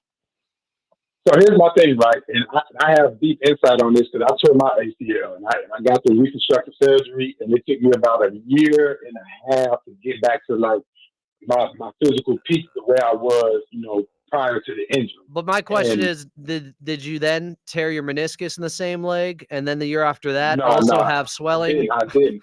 He's had, and before that he had the quadriceps, so he's had so much going on in that right leg. I forgot about the quad. It's all in that right leg, Skills. Yeah, man. See, the biggest thing that changed for me was like my preparation. I couldn't do as many reps as I was used to doing as far as my practice was concerned. And I think that was one of the biggest adjustments that Kawhi made this season. He's like one of those Kobe type guys. Like, they practice the same shot over and over and over and over and over again. Yep. And that's why it appears to be so automatic. It's because repetition. But when you go through injuries like that, you have to dial some of that back. You have to really focus in on your rest and recovery and what you're doing, before the game. So I think he will be fine because I think they got it down to a science. And I think the whole plan coming into the season was Kawhi has about a 40 to 50 game stretch where he plays in peak condition. And you really don't have to worry too much about him getting injured. The problem that we was having in seasons prior, specifically last season, was we got that 50 games in the first half of the season and not the second half of the season. I think it was brilliant for them to sit him out for the first half, make sure he was 40, completely ready, and it was a slow wrap-up because there was times where, even this season, where I felt like he should have been playing and off of minutes restriction, but they kept him on minutes restriction. And I'm actually glad that they did that. They slow walked him to this point. I actually think, my fingers crossed and I'm knocking on wood, but I actually think this is going to be the first fully healthy, can play out Kawhi run that we've had in the last 4 or 5 years. But I think he's going to be healthy from this point forward in his career. I hope you're right. It does make sense. There's logic to it that really he's in January right now, based upon how long they held him out. And typically that's when he's peaking. Last year, he peaked in January. The year before that, first year off the ACL, he peaked in January. And he really kept it going for a while. But if you think about it, at most, you're playing 28 games in the playoffs. If every series went to 7 games, 4 series, 7 times 4, 28. I think that's right. I don't know. What did the numbers say? Shit. So he's at 37 games right now. It does feel like, and he's really only been at a high level his last 20 games where he's been off the minutes restriction. It feels like he should just be prime Kawhi for this playoff run. But again, it's different still because we're adding up games from the regular season typically that aren't as high intensity, that aren't as taxing, and these games are going to be. Like last season, Skills, there was no warning sign. There was nothing. All of a sudden his knee swelled up. It wasn't, he was out for a little bit, he came back, and then it got worse. It just all of a sudden swelled up, and that's why you're always on a little bit of pins and needles because you just never know. But I think they've done the best job possible. Like, if there is a chance for him to hold up during a playoff series, they're giving him the best chance to hold up during a playoff run this time. And I will add this too, Alan. I add this. He's also, like, with the point that I was making earlier, this is the best defensive team that I've seen the Clippers have. Ever, So that means to me that ever. I agree with you 100% ever. Because on paper, when we got Paul George and we had Pat Bev and all those people, on paper we were supposed to have an elite defense, but it never was quite elite like it was supposed to be. Not like the paper said. Well, but tell BJ that, because he's arguing with me like, oh, it's all Jeff Van Gundy. It's not the fact that Paul George is gone. They replaced him with Chris Dunn and Derek Jones Jr. and Nico Batum. No, bro. As BJ take this step, I've always been under the impression I would rather have three guys that does what one guy does instead of us putting all of our eggs in one basket. Because what happens when that one guy doesn't show up? I would rather have the three defenders who have the ability to shoot, opposed to us putting all of our eggs in the Paul George basket. Like, now we have guys that defend. We have Chris Dunn. We have Derek Jones Jr. Like, those guys take pride in defending. Yes. We have Kawhi Leonard. He takes pride in defending. Possession to possession. Possession to possession. It's different. Like, it's not that Paul George couldn't defend at a high level at times, but when you're asking those guys to do more on the offensive end, you're not going to get the consistent defense at the level we've gotten from DJ and Chris Dunn. Like, look at what Chris Dunn just did against Steph Curry, causing 8 damn turnovers. Are you kidding me? Bro, he's a dog, bro. He can play on my team anytime. Because I know what I'm going to get from him, and he accepts the challenge every night. It's not like he takes nights off. Yes. Even if here's the thing about defense. Defense is effort, and whether your shot is falling or not falling, you can still be locked in on the defensive end. That's one of the things that make Kawhi so great, because even when his offense is slow to get going, you never question what he's doing on the defensive end. He's always going to be locked in defensively until his offense catches up with his defense. And I don't think he has to do as much on the defensive end this year as he had to do in the past, which is one of the reasons why I think he's going to have a deep playoff run. In the past, bro, some of these guys, started getting off. We got to stick Kawhi on. I even remember when we lost the Denver series. We had Kawhi guarding Jokic. At times, what Montrezl Harrell is the reason they lost that series, and Doc Rivers using it over and over again. They had the right guy to beat Zubats, and they wouldn't let him play. No, they wouldn't playing, bro. That's not happening this time. No, not this time, man. Not this time, Adam. I got to run, man. But, hey, man, appreciate you for letting me on, bro. Good Clipper talk. I'll probably, join the next live you have, man. But, bro, keep doing your thing, bro. Like, you one of the hardest working men out here, bro. You keep dropping content. Salute to you, bro, and I wish you future success. I appreciate you, Skills. Appreciate your opinions always on the Pull Up Podcast, and thanks for calling in. Likewise. All right, be good. We got somebody else online here, 877-520-1150, 877-520-1150. What's your name? Where are you calling from? Who's this? Adam, it's Ryan from Burbank. Wow, Ryan from have you ever called in on the Clippers talk when we're not on the air? I haven't. And Adam, the last time I talked to you, I said, is this the worst moment in the Clippers season when they lost to the Suns? I told you that. I said, is this the worst moment of the season? It was prophetic. It was very prophetic, because that was the worst moment of the season, and it's only been uphill from there. And everything's been great since then. The team looks fantastic. I was in Santa Cruz watching the Clippers-Warriors game with a bunch of Warriors fans, and there was nothing better than seeing that W, getting that W up there. That's one of the best. I mean, we'll see where things end up. But if the Clippers make a run, that's maybe the best regular season win ever, because it was basically a playoff win. It was great. It was great. It was epic. I loved it. And I'm hearing everything you're talking about, Adam, on the show here with Denver. And here's my thing. I Denver's going to score. We all know that. With their offense, like you said, when Jokic is on, it's God tier. It's great. I'm not worried about that. Their defense in this second half of the season was abysmal. There's no other way to put it. It wasn't very good the first half either. Yeah, no, it was. And so my thing with this current Denver kind of the agglomeration we have, I think that Jokic is going to get his. He'll have his 25, 30, 35, maybe even bigger points.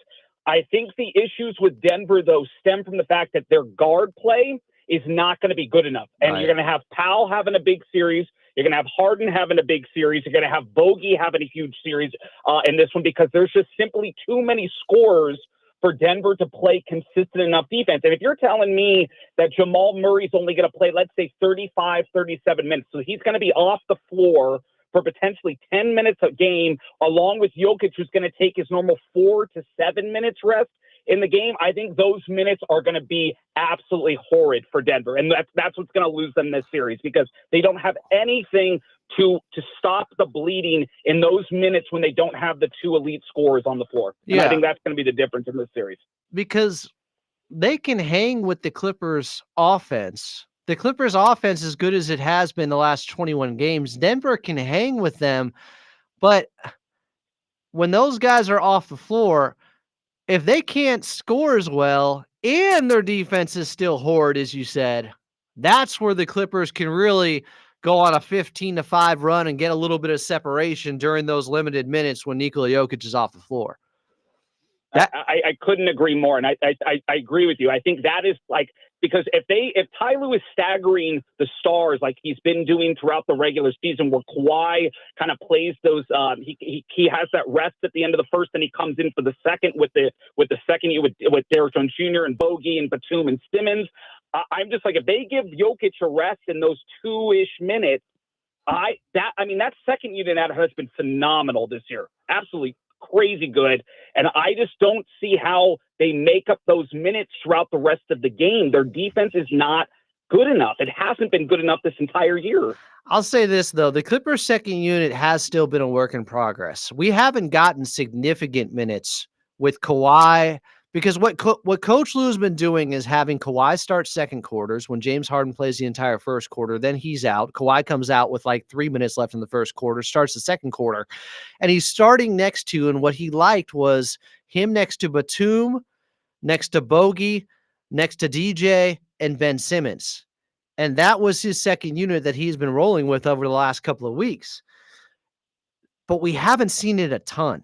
We haven't gotten a lot of minutes. Now, Bogey has been exceptional from three. He wasn't great on Sunday, but overall he's been shooting 50% from three his last 24, 25 games now. And that is done a lot for what this Clippers team has needed from the second unit. But the reps aren't there still with Kawhi next to hopefully Batum, because I don't know if they can win this series without him. And we're hoping to hear from practice and some practice quotes from Coach Lue coming up here in a little bit regarding the status of Nico Batum. But I can't say they've been phenomenal. I got to be honest with you, because there've been a lot of roster turnover, and then Norman Powell's been in and out.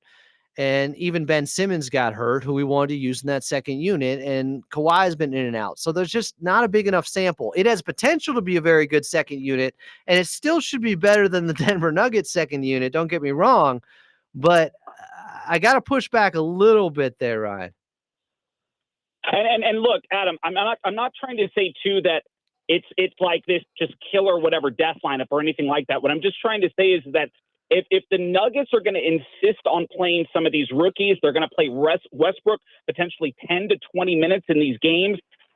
I just really have a hard time believing that they're going to be able to play elite defense and score at the same time. And I just don't see it. Now, look, don't get me wrong. This is going to be a series. But if the Clippers are truly locked in, like we've seen for the last 20-ish games, where they've been playing high-level offense, high-level defense, where the rotations have mostly been, I think, for the most part, good from Ty Lue. Like he's worked the rotations appropriately. And like you said, knock on whatever that Nico Batum is healthy. He's going to be a huge piece for this playoff run. Adam, I'm not exaggerating when I've been watching a lot of games. I've been watching a lot.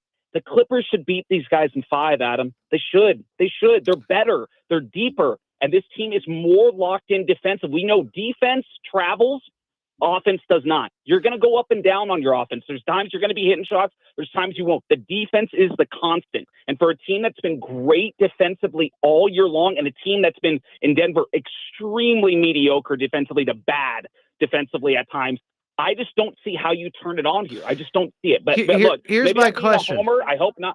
But yeah, so. No, I don't think. I think it's. I've heard a lot of people say the Clippers could win in 5, but a lot of that is so much just based upon the last 21 games and Denver being in this upheaval with their coaching staff. What I would say is Denver this bad defensively because they've been giving low effort, or is it just because poor roster construction and there's no fixes? And I'd probably say it's a little bit of both. I think they can be better than what their defensive rating has said because it's a lot of the same guys they've had the last couple of years when their defense was, 14th around there and not 21st like they were this season. They still have a lot of those guys. Whether they've been playing for one another this season and tension in the locker room and whatever happened with Mike Malone and Russ and all these things, like there's a difference. Do they have the guys that could turn up in a playoff series? Or do they just not have the horses, and is it a roster failure and a poorly constructed roster to the point where they have no chance of playing good defense? I lean towards they have a chance to be better than they have shown throughout most of this season, the Denver Nuggets, who, by the way, still won 50 games. They still have home court, and they still have the best player in this series. So I can't say unless Kawhi proves otherwise. And he has a chance to, don't get me wrong. He could prove that he's better than Jokic. They win this series and Kawhi balls out. He can prove that. He's that good. But right now you have to give it to Jokic. I'm just saying this Denver Nuggets team, they're trying to rally around the fact that the coach was fired. And I think they have enough guys to show more than they have on the defensive end. Honestly, I don't think they're this bad when they actually all give maximum effort. It's the effort issue that has been there for them. And Adam, you might be right on that. We will see. I like I said, I think old habits die hard. And if you showed me close to, 30 or whatever, 30-ish games, right? The All-Star break is 24 games or something like that. I mean, you're showing me about 24, 25 games that you are a average team. They were a 500 team post All-Star break. I know they dealt with the Jamal Murray injury, but defensively, they were not any better than 20th, 21st in that range. I don't know. Sometimes it just habits become reality. We said this last year too, Adam, when the Clippers were struggling last year, during the second half of the post All-Star break, we were saying, well, this is weren't who they were in the beginning of the year. And then everything kind of snowballed for them. And it really became like, well, it looks like this is kind of who they are. I just feel like we're seeing the same thing with Denver. I'm not trying to say that Jokic is bad. He's great. He's going to have his moments in this series. I'm sure that Murray will have some moments in this series. But sometimes, like past is prologue, right? And the idea that you can't just change who you are when the playoffs just flip on. I don't think Denver's quite like that. So I like the Clippers' chances in this one. I got to go into work. It's always a pleasure to talk to you. You're one of the best. You're one of the best dudes on the radio. I love listening to you, and I can't wait for this postseason, man. It's going to be so much fun. All right, you're one of my favorite callers, so I'm glad you called in now when we're not on the air on the radio side because we're still doing shows every day on the YouTube side. So subscribe and like. Appreciate you, Ryan. 100%. I'll be calling in again. Love you, man. Love you too. There goes Ryan in Burbank. Good phone call. If you guys want to get on, we got a line open right now, 877-520-1150, 877-520-1150. I'm just wondering, because things were so bad in the locker room, that bleeds onto the court. If things are better in the locker room and guys are actually playing for one another, you're telling me Denver can't be a better defensive team? I'm not saying elite, but I think they can be better than 21st. A lot of these guys have been here for a while, and they weren't 21st defensively. So what's the difference? The vibes are off? Well, they fired the head coach. They fired the GM.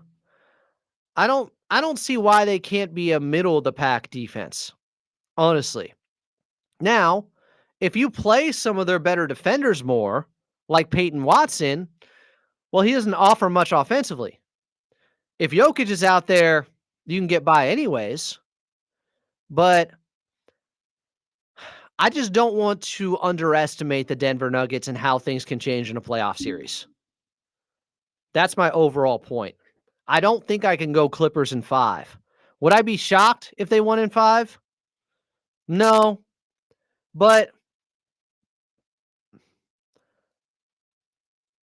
I have too much respect for Nikola Jokic. I can't do it. He's too talented. And what I mentioned earlier, and Skills made an interesting point from the Pull Up podcast, but what I mentioned earlier about one of my biggest fears going into this series is that it is fair to say over the last 5 years, Jamal Murray and Nikola Jokic have a much bigger body of work of showing up in crunch time and clutch time than Kawhi and James Harden have over the last 5 years. Jamal and Jokic have been exceptional. Like all-time stuff. Not just against the Lakers, by the way, when the going gets tough. Now, last season, some of that aura left them when they were up by 20 in that Game 7 in the second round at home against Minnesota, and they ended up losing that series. Where up until then, they had just won the year before. They're defending their title. They're up by 20 in a Game 7. And that aura of invincibility was gone. They gave up a 20-point lead. And they haven't been the same since. But those guys have still hit big shots. Recently, Jamal Murray has. Jokic is still hitting big shots. They are very comfortable in those tight moments. I think they have the advantage there over the Clippers' top 2 guys in Kawhi and James Harden. I do. I don't want that to be true, but I don't know how you can say otherwise. They have the recent championship. Nikola Jokic is one of the most clutch players I've ever seen. Jamal Murray has hit a ton of big shots. A lot of them against the Lakers. I know. Those are still crazy big shots. And they happened in the Western Conference Finals and then last year in the first round.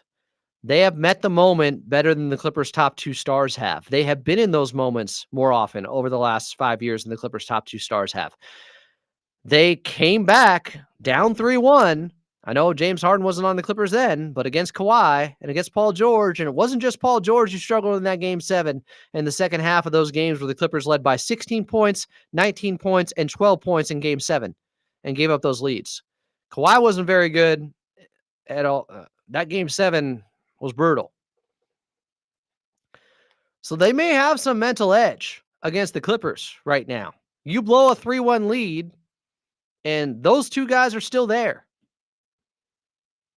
Jamal and Nikola Jokic may have some irrational confidence against the Clippers. Not just because they've won a championship since then.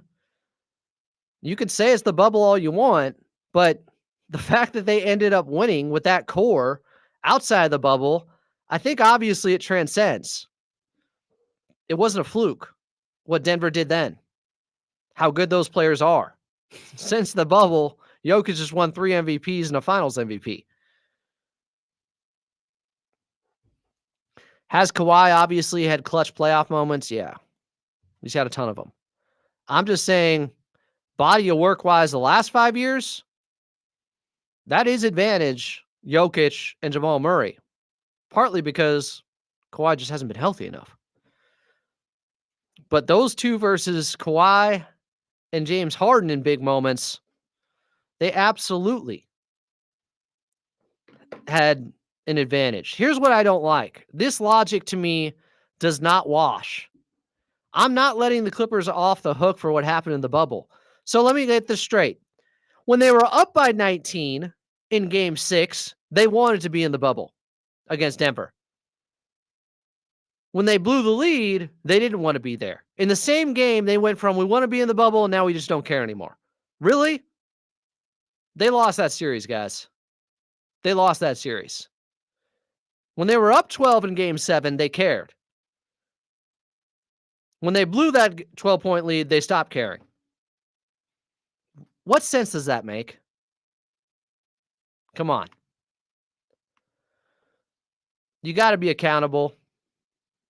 You got to recognize your failures. Again, Mark, answer the question. The Clippers wanted to go home, LOL. Did they? when they were up 19. They were playing hard then. They were playing well then. They were up 16 in game 5, blew it. They were up 19 in game 6, blew it. And they were up 12 in game 7 and blew it. So when they had a 3-1 lead, did they want to go home then?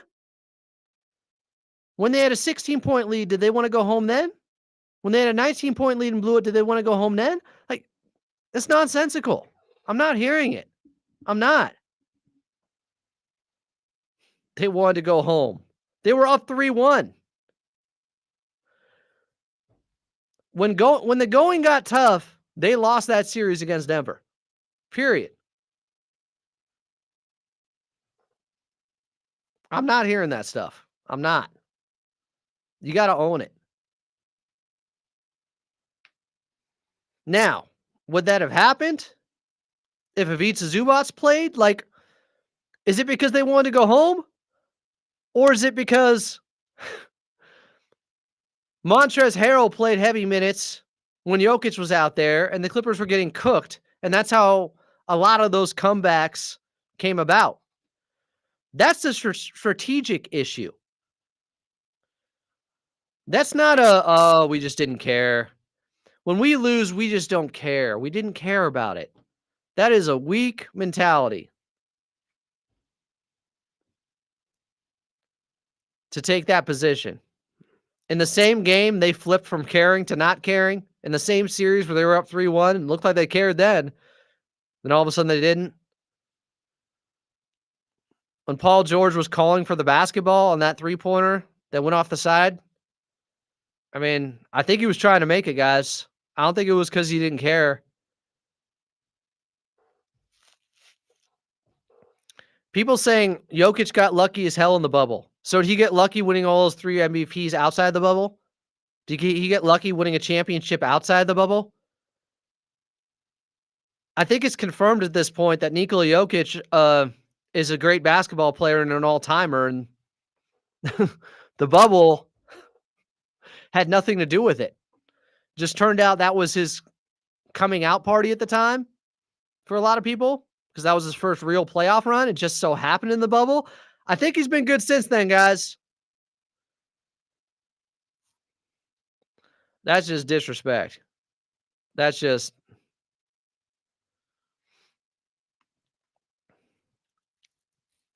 Yeah, PG and Kawhi had some good games. But some of it was on Doc and Montrezl Harrell, a lot of it, and not playing Ivica Zubats. And some of it was on them not closing those games. They didn't play well. Once that momentum swing happened and Denver was rolling, the Clippers did not play well enough to hold on to a 19-point lead in Game 6, a 16-point lead in Game 5, and a 12-point lead in Game 7. I got a pretty good memory, and I'm not going to act like that didn't happen. You can say what you want about the bubble, but the whole idea of, they just didn't care and that's why they lost. Well, it seemed like they cared when they were up 3-1. It seemed like they cared when they had all those double-digit leads. I know that Mark isn't you, Mark, but you were wrong too. They didn't care. Oh, how convenient. When they lost, they didn't care. Is this Clippers team the same? No. Of course not. Doc Rivers isn't even here. Like, this other Mark talking about Jokic getting lucky in the bubble. How can you act like Jokic got lucky in the bubble after what we've seen from him outside the bubble? That's asinine. It all carried over into him becoming one of the greats. X-Mongo said, I think we have guys with a tougher mentality this time compared to the bubble, even with Simmons. Look, this team is different.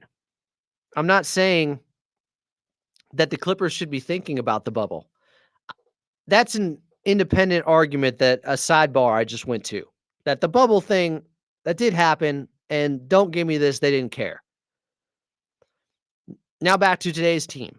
My point is, it's a fact that Jamal Murray and Nikola Jokic have been in more high-pressure clutch moments in the playoffs and have come through over the last 5 years than James Harden and Kawhi have been in. That's just a fact. They have more experience in those moments than the Clippers do. That's a disadvantage for the Clippers. Then there's free TV trolling. Adam accuses me of trolling, but he's admitting he agrees with me. Nuggets in 5. When the hell did I say Nuggets in 5? What is he talking about? All I said was I can't take the Clippers in 5. Like our caller Ryan in Burbank said, Clips in 5, I can't go there. Best I can get you is 6. Best I can do, Pawn Stars Wild. Pawn Stars reality show style is Clippers in 6. Free TV can get a timeout. I know you guys are getting annoyed with him. This is what he does. I'm still waiting for practice audio and quotes to be coming out, because I think the Clippers are in practice right now, so we'll go right to it as soon as we get that. But something else we talked about, who's Kawhi guarding? Skills called in from the Pull Up podcast. Oh, he's either going to be guarding, to me, Aaron Gordon or Michael Porter Jr. Those are the two most likely guys. And I just disagree with the whole 3-guard lineup thing. Sure, technically it's 3 guards. And we've talked about it. I mentioned this on Clips and Dip too when it was brought up. It's like, do you think of Chris Dunn as a guard on defense? Because the whole point of saying 3-guard lineup is you're too small and you're going to get picked on defensively. That's why people say it. Oh, we can't go 3 guards. Well, I think you can if Chris Dunn is one of those guards. I think you're okay. He can guard plenty of positions. Like, I have seen him guard Şengün and Lauri Markkanen and Franz Wagner this year. Doesn't mean he can guard Jokic. There's a difference, but he will be okay on Michael Porter Jr. just because he's 6'10". Who cares? He's a perimeter shooter. He's great. He's clutch as well, ask the Lakers. But that is somebody that Chris Dunn will be guarding at times when they get switches. His primary assignment is going to be Jamal Murray. Who would you rather have in the league guarding Jamal Murray? I'm taking Chris Dunn. So even though he has deficiencies on offense, and look, if he's struggling, Chris Dunn, with his 3-point shooting, guys, yeah, there could be a starting lineup change. If the Clippers are down 2-0 in the series and Chris Dunn is 2 for 10 from 3, oh yeah, Nico Batum's coming in. That's different. I just don't think they're going to start off the series with a new starting lineup. I think it's going to be Harden, Dunn, Norm, Kawhi, and Zubats. If they struggle, Coach Lue will make adjustments.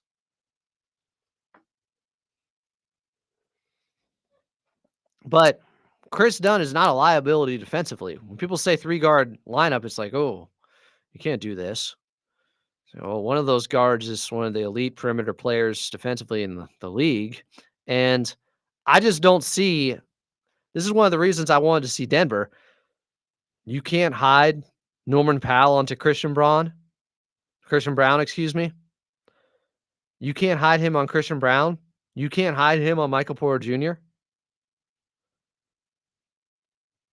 You can't do one of those guys and have James Harden on them. Like, if they come out and match up like this on the first possession, I wouldn't be shocked. Chris Dunn on Jamal Murray. James Harden on Christian Brown. Norman Powell on Michael Porter Jr. or vice versa. Kawhi on Aaron Gordon. Zubats on Jokic. Or you could put James Harden on Aaron Gordon. And therefore, Kawhi is on Michael Porter Jr. And Norman Powell is on Christian Brown. Zubats on Jokic. Dunn on Murray. They're good. They're good there. That works. That is not too bad, I hope. No, that's not too bad at all. I'm telling you. Not too bad, I hope. I've kind of talked myself into it now. Because James Harden's post defense is really good. If Aaron Gordon tries to bully him on the post, the only problem with that is James Harden could get lost defensively watching the ball, and Aaron Gordon could get some of those back cuts and lobs from Jokic on him. I could see that happening. 877-520-1150.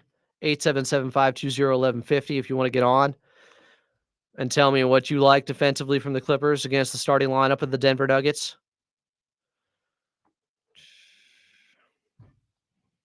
Kawhi on Gordon or Kawhi on MPJ or Kawhi on Christian Brown? I think he'll be on Gordon or MPJ. I'm obviously comfortable with either. I'm thinking, what does that mean for Harden and Powell? Powell probably is going to be on Christian Brown. And Harden will either be on MPJ or Aaron Gordon, depending on who Kawhi takes. Metal Slug says, I think we sweep. Woo! That'd be nice. I don't know about that one, though, Chief. All right, some quotes are starting to come out from Clippers practice. Ivica Zubac said, I wouldn't go to war with anyone else but these guys. So hopefully we're going to have some practice audio for you guys momentarily here, because I would like to get home and watch some of these playing games, of course. But I do want to give you the practice audio since it's in the title, and I promised you. And I had a guest for today, but it didn't work out. That's okay. We might get him later on. So I'm waiting for some of this audio to get posted on Hoop Jab or Hoop Chef. Obviously done on Murray. There's two things we know. Done on Murray, Ivica Zubac on Jokic. That's a lock. That's happening. Woo! And I got to be honest.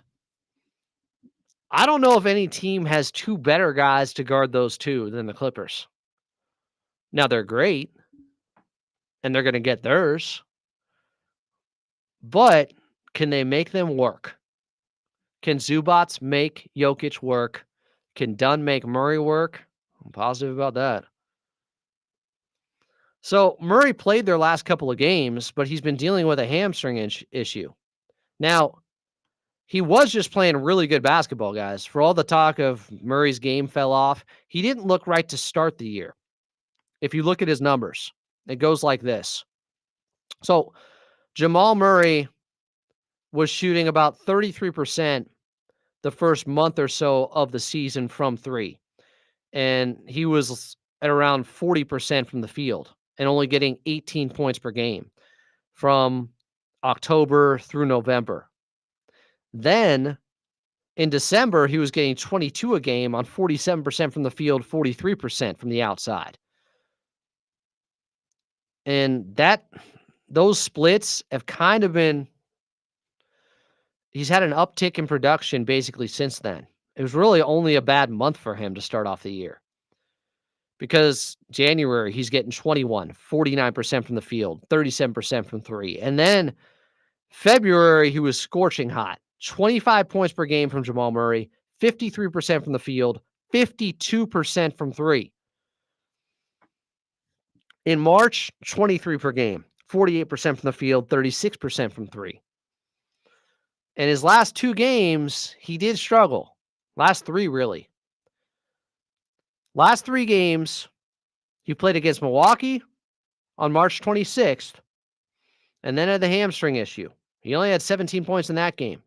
His last two games, their last two games of the season, against Memphis, at home, 15 points, 5 of 12 shooting, 1 of 4 from the outside. And then in that last game, in just 25 minutes against Houston, 16 points, 6 of 16 shooting, 1 of 4 from the outside. So you do wonder, how healthy is he? And then there's Aaron Gordon, who has missed significant time this season. I think he's played 54 total games. But when he's been there, he's having a career year from three.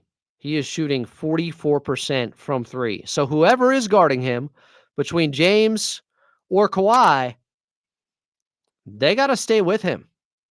He shot 43.6% from the outside in, let's see, that doesn't tell me how many games. I think he played just over 50.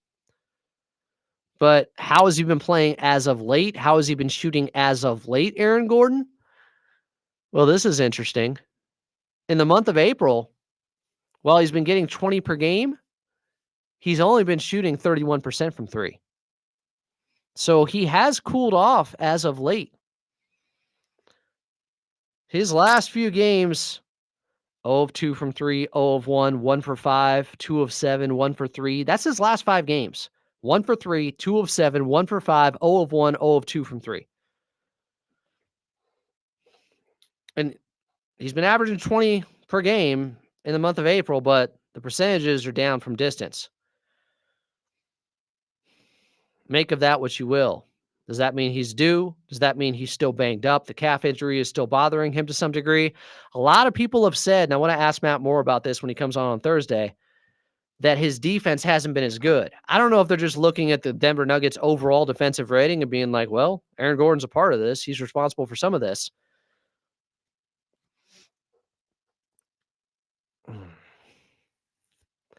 Yanni Tears brings this up.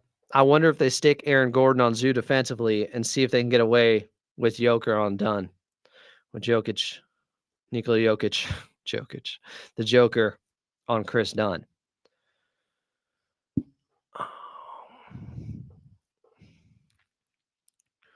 That way, when he calls up Ivica Zubac to set the screen, the high pick and roll, James Harden, it's going to be Aaron Gordon switching on to him. That may be something they try. I don't think it's a bad thought. But I know this. If Aaron Gordon is on Ivica Zubac, that has to be barbecue chicken. Woo! That has to be dumping it into Ivica Zubac time and time again and making Aaron Gordon pay. My question, though, then, if Aaron Gordon, here's why I think they won't do it. If he's on Zubac, who's guarding Kawhi? Christian Brown? And if Christian Brown is on Kawhi, who's guarding James Harden? Michael Porter Jr.? Jamal? That's the problem for Denver. That's the issue. Bonesaw brings it up. No, they need Aaron Gordon to guard Kawhi. Yeah, it's like, if he's not guarding Kawhi, who's going to do it?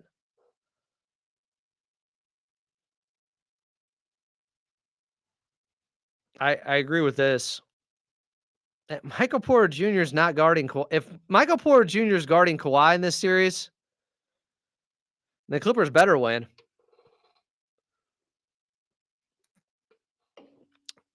Another failed brain hatch from Yanni Tears. I love you, Yanni Tears, but I don't know about that one, Chief. Westbrook isn't starting. Mark Jag. This is the starting lineup for the Denver Nuggets. Unless they change it, Christian Brown, who is considered their best perimeter defender in the starting lineup, Jamal Murray, Michael Porter Jr., Aaron Gordon, and Nikola Jokic.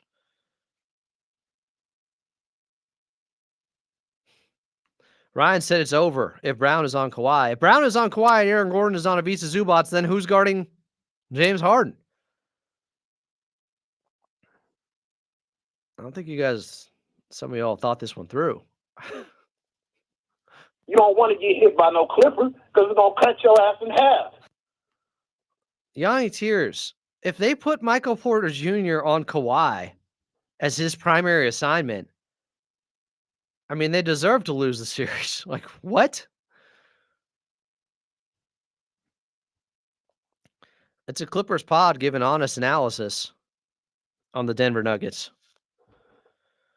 See, this is what Yanni Tears does. He creates some bad argument. He realized he stepped in it, and now he's just doubling down like, well, I know he doesn't known for his defense, but he has the size. They're not going to put Michael Porter Jr. on Kawhi.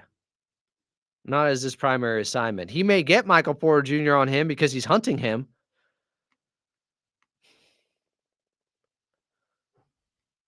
We're talking about starting lineup matchups, Mark. He's another one. Some guys get proven wrong and then they just go, pivot. Well, I didn't mean starting lineup. At some point, it's going to be out there. Ryan said, how much confidence do you have Westbrook not starting? I think it happens as a desperation move. Who is he starting for? You think he's going to start over Michael Porter Jr.? I don't think Christian Brown coming off the bench doesn't help them defend the Clippers starters. They need Christian Brown to defend. So who's coming out if Westbrook's coming in? Michael Porter Jr.? Jamal Murray's not coming out. He's not coming off the bench.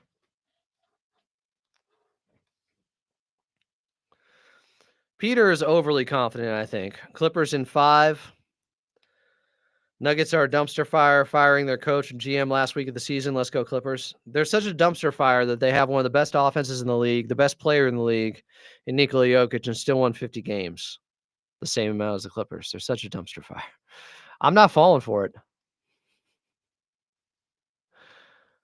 Ryan Tier said, I just think length and athleticism could help him. Not saying he shuts him down. Honestly, man, if you think Michael Porter Jr. is going to be the guy that's the primary assignment for Kawhi Leonard, once again, I'm not sure you watch basketball. Just like your 5-man lineup shifts and all the other wacky ideas you have that I'm sorry, Yanni. I love you, but the stupidity, like it has to stop at some point. You got to be better. You got to watch more games. Why would they not have Aaron Gordon on Kawhi? He always guards Kawhi. You can't put Michael Porter Jr. on Kawhi. I agree with Terry here. Watson would replace Michael Porter Jr. for his defense. It hurts them on offense. Are they so good on offense it doesn't matter? That would be the move. See, Mexican Nara says start Watson over Christian Brown. Yeah. That could happen. I could see that.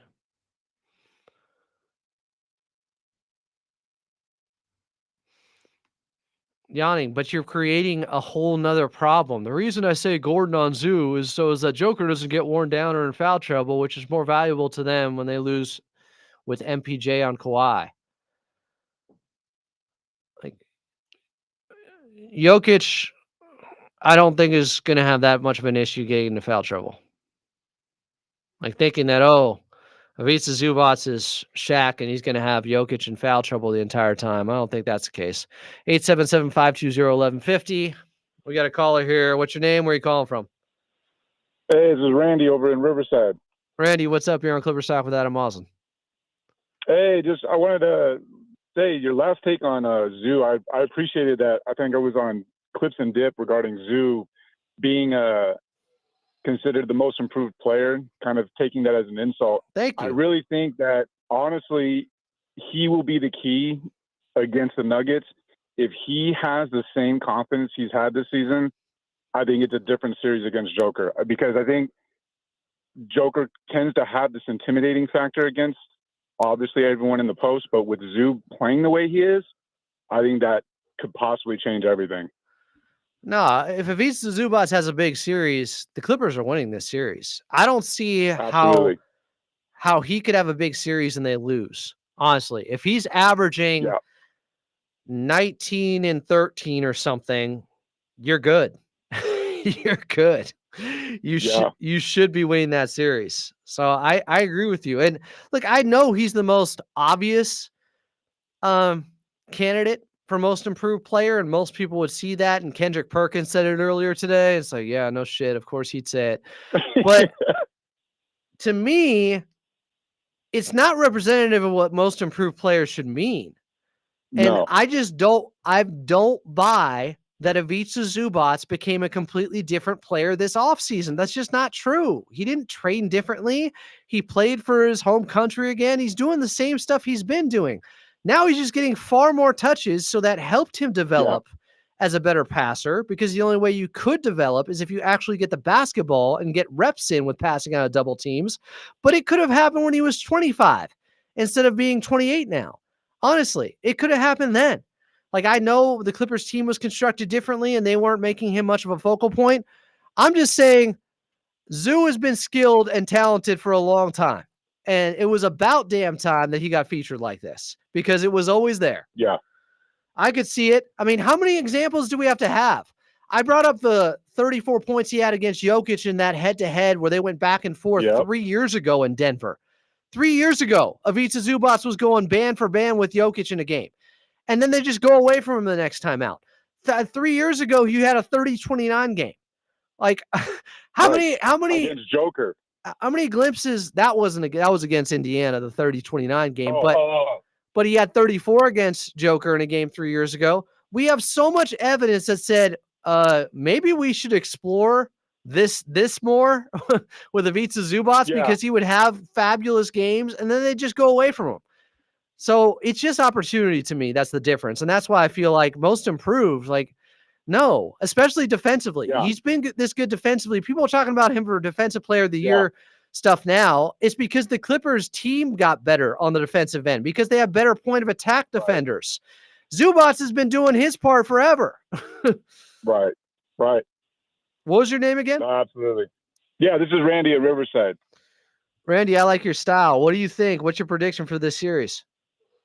I definitely think it's going at least 6.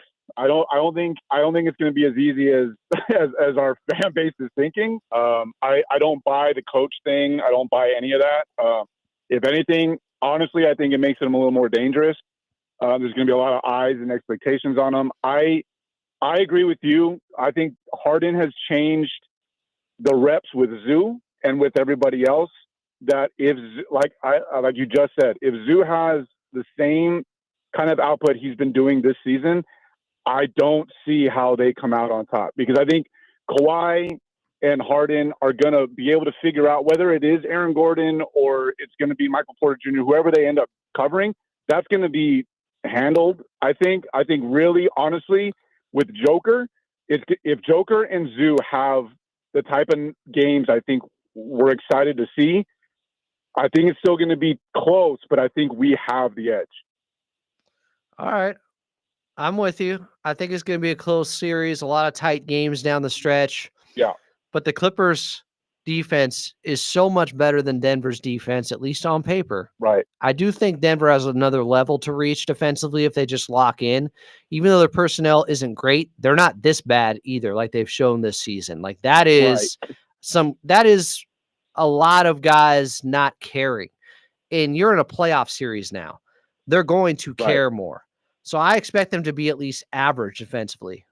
But the only thing I'm fearful of us, the thing we have to try and avoid, is two things. We leave the threes wide open too often, and we rely on them when we're in a hole. When we're in a single digit hole, drive. Stop jacking threes up, drive, and then let the threes come naturally. Those are the only two things that I've seen consistently as a negative focal point for us. Yeah, I hear that. Where were you calling from again? Riverside. Did you say, was it Ryan? Randy. Randy, F me. All right, sorry. Randy, appreciate you calling into Clipper Stock, man. I dig your opinions. I appreciate you, Adam. I'm glad somebody understood what I was talking about with the Ivica Zubac there. It's like, I know 100%. He may win it. But I'm going to still scream from the heavens that he has been good. It's not new. Yeah, he has been good for a long time. That we've had flashes and glimpses of all this. And the only difference is now he can do it consistently because he's consistently getting the damn basketball. That's it. 100%. Addition by subtraction. All right, Randy. 100%. All right, man. Take it easy, Adam. Be good. 877-520-1150 is the phone number. You got somebody else online. What's your name? Where are you calling from? Hey, Adam. It's Ryan from Santa Ana. What's up, Ryan? Usual here. Hey, not much. I'm sorry. You're a regular here on Clippers Talk, right? Yeah, I think I've reached that status now. Well, what's up? What do you want to say? Yeah, I think the battle of the series is Zoo versus Jokic. I'm really excited about this. It's on paper, it should work out for us. I think the only thing I have, and it's something that like it's Well, I don't think Ivica Zubats is going to outproduce Nikola Jokic. When you're saying on paper, it's like no. Hold on. I meant on paper, like the on paper it works out in our favor, like for the Clippers, as in like other players, and that our players are better than their players. That's what I meant. oh, okay, not just the individual Yeah. matchup between Jokic No, and no. Zoo, because I expect Jokic to still get the best of Ivica Zubats, but as long as Zoo holds his own, we're good. Yeah, and as long as Zoo, that my only issue is, please Zoo, you're gonna rise up to the occasion. It's on between your ears. Don't fall into foul trouble. I think that's where Jokic is gonna try to do. He's gonna try to like bait Zoo, Yeah. but Zoo is really good defensively to not fall for it. It's just all in between the ears. No, and he has been good of staying out of foul trouble recently. I was listening to Zach Lowe earlier today. Congrats on him. The Yeah, I saw that. Zach Lowe show is back. And he brought up how little Ivica Zubats fouls. And really, because I guess was it him? Yeah. He has Jaren Jackson Jr. as all NBA third team, and Bill Simmons was telling him Zoo's better. And I agree. Zoo has had a better season. I don't care that Triple J got the All-Star nod. Triple J just had like back-to-back games in big spots where he had 1 rebound total. And he fouls all the time. Ivica Zubats doesn't have those issues. Yeah. What is very surprising is that there's going to be a lot of writers that are putting Zoo and All NBA. A lot of them All NBA 13, but I think Zoo's actually going to make it. I saw Kevin O'Connor put him All NBA 13, and I think Bill Simmons is also putting him All NBA as well. So it's crazy the exciting. momentum. Really for Zoo. The momentum of Ivica Zubats has now over the last couple of weeks. But that's what it takes. Like it's a political game. It's politics. We know how good he's been all season long. Huh? Do you think the PR tour going on ESPN helped a lot? It definitely helped. I think it's a political thing. Yeah. I think showing up, putting your face out there, it really does drive people. Whoever is PR publicist is, that was a good job to put them on there. It's that combined with the Clippers winning 8 straight to end the season and getting a nationally televised victory in overtime over Golden State. All that, put him over the top, I think, to where he's in this position where, I wouldn't be shocked at all if he made All NBA third team, and I think he should. One small thing, too, that I do have a little bit of worry in the back of my head is Westbrook's defense on Harden. Sometimes he does rattle him a little bit. So hopefully Harden is good, he keeps his composure, we should be good. Everything on paper should work in our favor. That's a good point, Ryan. I was thinking about that earlier today too. When Russell Westbrook takes the challenge of playing good defense, and I still think he gets lost off ball sometimes, but his on ball defense is good, especially in a playoff environment. We saw it against Kevin Durant in a handful of possessions against the Phoenix Suns in 2023 in that first round series when Russ was a Clipper. He can play much better defense when he gets into a one-on-one battle with a guy, especially a guy who used to be teammates with twice over in James Harden. I could see that. I could see him playing good defense against James Harden. I think those battles in OKC, whatever happened in those practices when they were all together, it really benefited Westbrook to know his teammates, like at least their tendencies. No, that's a good point. I do worry about that. The Russ factor, Russ is a wild card in general, and he's kind of a wild card X factor in a series like this. Of course, it's in his nature. It's innate. Like it can go one way or the other. From possession to possession, you don't know what you're getting with Russell Westbrook. And he can really help you, and he can also really hurt you. So I think that's well put, that if they are down 2-0 or down 3-1 and they make a big shift and David Adelman says, I got this wrinkle. We're going to start Russ on James Harden. I wouldn't be shocked by that. Yes. All hey, right. Adam, one small thing. Thank you very much for doing this, like at least 190 days plus. I don't know how many days you've done it, but you've been amazing. Keep at it. Keep killing it. Don't overwork yourself too much.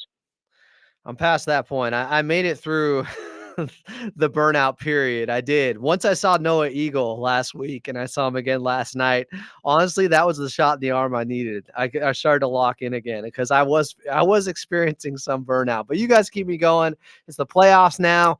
We're going till the end of the season, whenever that may be. I'm going to keep this streak going. I just would feel like a Sounds failure if I didn't.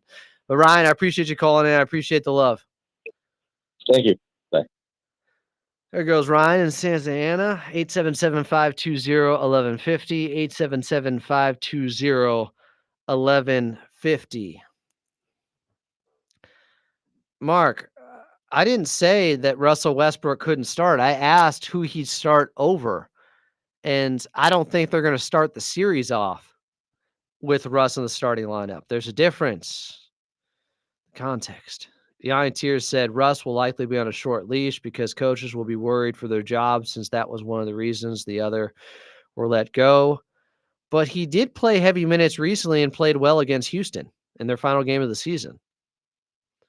Now, Jamal Murray played light minutes, and that had an effect there.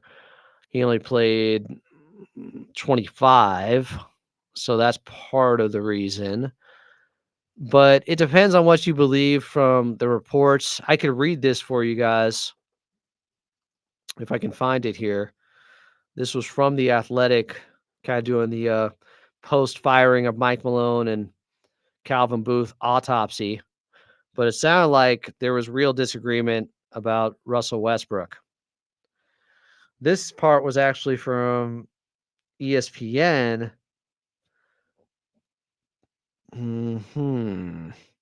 It said this: when Malone put Westbrook into the starting lineup early in the season, pushing Brown back to the bench, even Malone acknowledged it wasn't fair to Brown. Quote, never an easy decision, he said after a 122-112 loss to the New York Knicks, in which he debuted the new lineup. Christian Brown has been great for us this year. Not good. He's been great. And he's done everything that's been asked of him, but I just like keeping Russell out there. The guy's been great, but you just like keeping Russell Westbrook out there. That is interesting. The Athletic said this, quote, Calvin Booth wanted Malone to use younger players that he drafted and wanted Malone to stray away from using veterans for so many minutes. Jalen Pickett is a good example of this. According to league sources, Booth was dismayed that Malone went with Russell Westbrook over Pickett down the stretch of multiple games last week. Maybe like a game against the Timberwolves, but Russ smoked the layup and then fouled on a three-pointer. Just one of the most unbelievable endings to a game I've ever seen in my life. There's another quote, though, from that Athletic article about Russell Westbrook. It's this. Players were losing faith in Mike Malone because of his special treatment with Russ, apparently. Quote, all the while, Malone's choice to continue supporting Westbrook, despite the frustration he was causing on and off the floor, ultimately led to a loss of credibility among the team's key players. It was one thing when Malone handled Jokic and Murray with more leniency than the rest of their group, but affording Westbrook that sort of treatment, even with his Hall of Fame resume, wasn't received well by some. That's all coming from the reporting of The Athletic after the firing of Mike Malone. 877-520-1150, 877-520-1150 if you guys want to get on. I'm still waiting for some of the practice audio to be uploaded. I know there's some quotes coming out. I kind of just wanted to hear them all myself, but if I have to, I can give them to you guys. I know we have this, and this is important to everyone here. Law Murray obviously covering them at practice, and this stuff is coming out right now. So Coach Lou said that Nico Batum and his groin will be evaluated tomorrow. The Clippers didn't practice and just got a start on film. So they didn't do any on-court work. So it's not like everybody else was practicing and Nico Batum was not. That's how I interpreted that. He'll be evaluated tomorrow, Nico Batum. Lon Murray said he asked Coach Lou if he'd ever talked to Mike Malone during a series like this. Coach Lou said no, too close, out of respect. Just waiting to see if we get any audio from practice. I know Avita Zubats was somebody who spoke with reporters.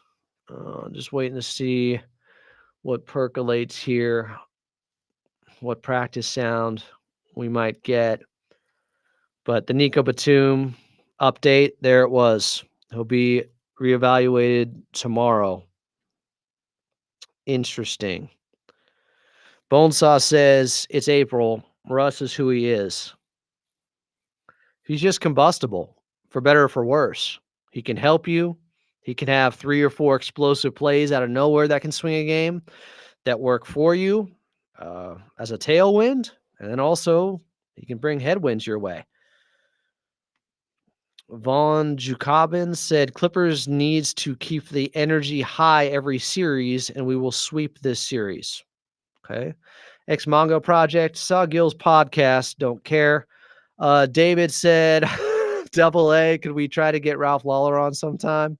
I mean, I did a pretty big, extensive sit-down interview with Ralph this past summer. You guys should check out in the video section.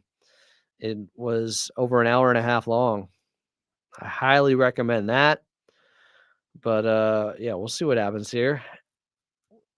Bonesaw said maybe Rush should wear his top 75 jacket. Who was that story from? Busy? Busy Bones had that? Russ wanted to show the Clippers who he was when he was getting less minutes last season and walked through the locker room, apparently, with top 75 player ever jacket. More of the Russ discussion. Big said, I don't blame Malone for giving Russ special treatment. It seems like Russ is a harder worker than Jokic and Murray. All right, that's a little crazy. Based upon what? Jokic is the number 1 championship player with 3 MVPs. Because Russ snarls more. I know he's a hard worker, but based on what? For him being a harder worker than Jokic and Murray's. And like being a harder worker, that shouldn't be the be all end all. It should be who are the better players. Like, of course, the guys who are going to do a better job winning you games. I think that's Jokic and Murray. We got Jonathan Ng online from San Diego, a regular here on Clippers Talk. Jonathan, what do you think of that comment? Yeah, so I kind of missed it as I was plugging in on the car. Somebody was saying that I don't blame Malone for giving Russ special treatment. It seems like Russ is a harder worker than Jokic and Murray. And it's like, even if he is, that's cap. That's an excuse because Russ, I think I'm not going to question Russ's work ethic or anything. Sure. But it's more his basketball IQ has been primarily one of his biggest weaknesses, and I think as he's aged, his athleticism it's still elite, but it's in decline, and his game has been in decline, and his collective basketball IQ just hasn't kept up to be able to adjust for the decline in some of his skill set and his athleticism. So I harken back to like Vince Carter. Like Vince Carter's athleticism was probably he's one of the most athletic players like in the game, in the history of the game, and he was able to maintain like and just transition to like a second or third career as like a role player, and he had staying power because he adjusted his game to being a complementary role player. He gained skills and like was able to compensate for his lost athleticism because he had a high IQ. And that's Richard Jefferson did that. there's a handful of guys that have been able to do that and age more gracefully because of it. Yeah, I kind of want to get back to the athletic article on just the politics. So, we saw it when Russ was he was brought up by Ty, he was brought up by Marcus Morris and everybody in the locker room, and we saw that dynamic play out with Lawrence Frank and the players and the coaching staff. Like Lawrence Frank didn't want Russ on the team, but because the team was openly politicking for Russ, for Russ's resume, first ballot Hall of Famer, Oh, of course, that's undeniable. He's a top 75 player ever. He's better than that. Yeah, but in NBA circles and NBA locker rooms, I think most folks, maybe if they're not aware, there's tons of politics involved, and I think I can't really fault Malone too much. Tactically speaking, you would want to limit Russ's play as much as possible when he's erratic, but the fact that you have a guy of Russ's stature and cachet in the locker room, it's kind of a bad look, optics wise, if you're not treating him with the respect that is due for someone of his ilk. And whether that's good or bad, that's the coaches have to make a hard decision. And well, Jonathan, in this case, it looked like it rubbed players the wrong way by giving him that long of a leash. Right. And I think part of it might be, and I'm not trying to justify it or excuse or anything. I think if you look at the locker room dynamics between the Clippers and the Nuggets, right, a lot of those players are on the younger side versus you have a lot of players on the Clippers, who are kind of in the same generation of players as Russ. So you had Marcus Morris, Reggie Jackson, Paul George, Kawhi, they all came in at around the same time that Russ did and kind of grew up with him in the NBA. Versus some of these other players, they've only known Russ as when they weren't even in the league yet, and they see him now, and there's kind of, I don't know, there's probably a disconnect if you get what I'm saying. I think so. I don't think Coach Lue got enough credit for how often he would bench him late in games. And that's a hard thing to do. Oh, yeah. He would do it regardless of how he was playing. He could be playing really well, and Coach Lue still did that at times. Right. And I think partially because of just how the team was, I don't know if it was a salary cap thing or what, Russ had to play because we didn't have any better options. And I think no one had the ball handling ability coming off the bench that Russ did.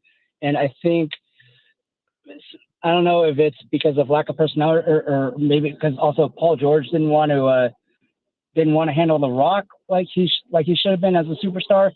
I think Ty tended to give Russ a longer leash than he probably should have at times. And but that's out of necessity because we didn't have better options. Yeah. Once they got James, they had to make the hard decision. I mean, I think it's the obvious decision, and I think it's played out to all the whole Russ versus Harden thing. It's those Russ stands were unbelievable and toxic, but I think it's pretty obvious to most now what the right decision was there. Well, and the scary thing is, right, all these Russ fans are still saying, "Oh, Russ is better than Harden. Russ is better than Harden." I don't. And Don Dropper was telling me about I think he kind of convinced me on Locked On earlier. I think if you compare side by side, Russ might have had the higher peak, I guess maybe in terms of counting stats and stuff, but in terms of leader and maybe actually player and stuff, I think Harden's better than Russ all time. Yeah. I agree. It's pretty simple. They play in a modern era where shooting is very much valued. Let's simplify this. Shooting in the game of basketball is very important. One guy can, one guy can't. I think it's pretty clear who's better all time. I I appreciate Russ, and he is a very unique player and is a top 75 player ever, but I do think his ceiling is lower than James Harden's. Yeah, and I don't know if it's partially ego or I don't know. I don't want to like disparage his character or anything, but it's more like his ego has gotten in the way of him like developing the necessary skills to transition to this era, because I'm pretty sure he knows, and everybody definitely for sure knows his lack of shooting is what's going to swing a game that goes against whatever team he's on. And it's surprising that he hasn't. I don't know if it's Some guys just can't do it. Like, I don't blame his work ethic or think that like, oh, Russ just couldn't figure it out. He was great in this league, and a lot of that was because of extreme athleticism. And Yeah. it doesn't mean that he wasn't working or trying to become a better shooter. It typically doesn't happen. Like, you have it or you don't. You can get so much better. LeBron has improved in that area, but I don't think it's an indictment on his work ethic at all. Like, that's just not who he is as a player. Well, I mean, I'm not saying that he's not working hard, but there's a difference between working hard and working smarter, right? So my first thing is like, whenever I think of Russ not being able to do as well as he can, especially now in this era, like I go back to Jason Kidd. Like Jason Kidd was not a good shooter like in his prime, but late career Jason Kidd was a really good shooter, and that's how he helped the Mavs win that title in 2011. Yeah. Like he had seasons where he was good. But I would say I do think that's a little bit overblown. Like, I've looked into this before, and I'll pull up his numbers, but I think it was kind of lightning in a bottle at times with some of his shooting. Because if you look, so he had a season early on with Phoenix where he shot 40% from three, and that he was 23 then. He had a season where he shot 36%. Like, he had it in him. You could see some of that stuff. And then he had 2 really good years, yes, with Dallas, where he shot 40% and 42%. But then it fell back off. It went back to 34%, 35%, 30.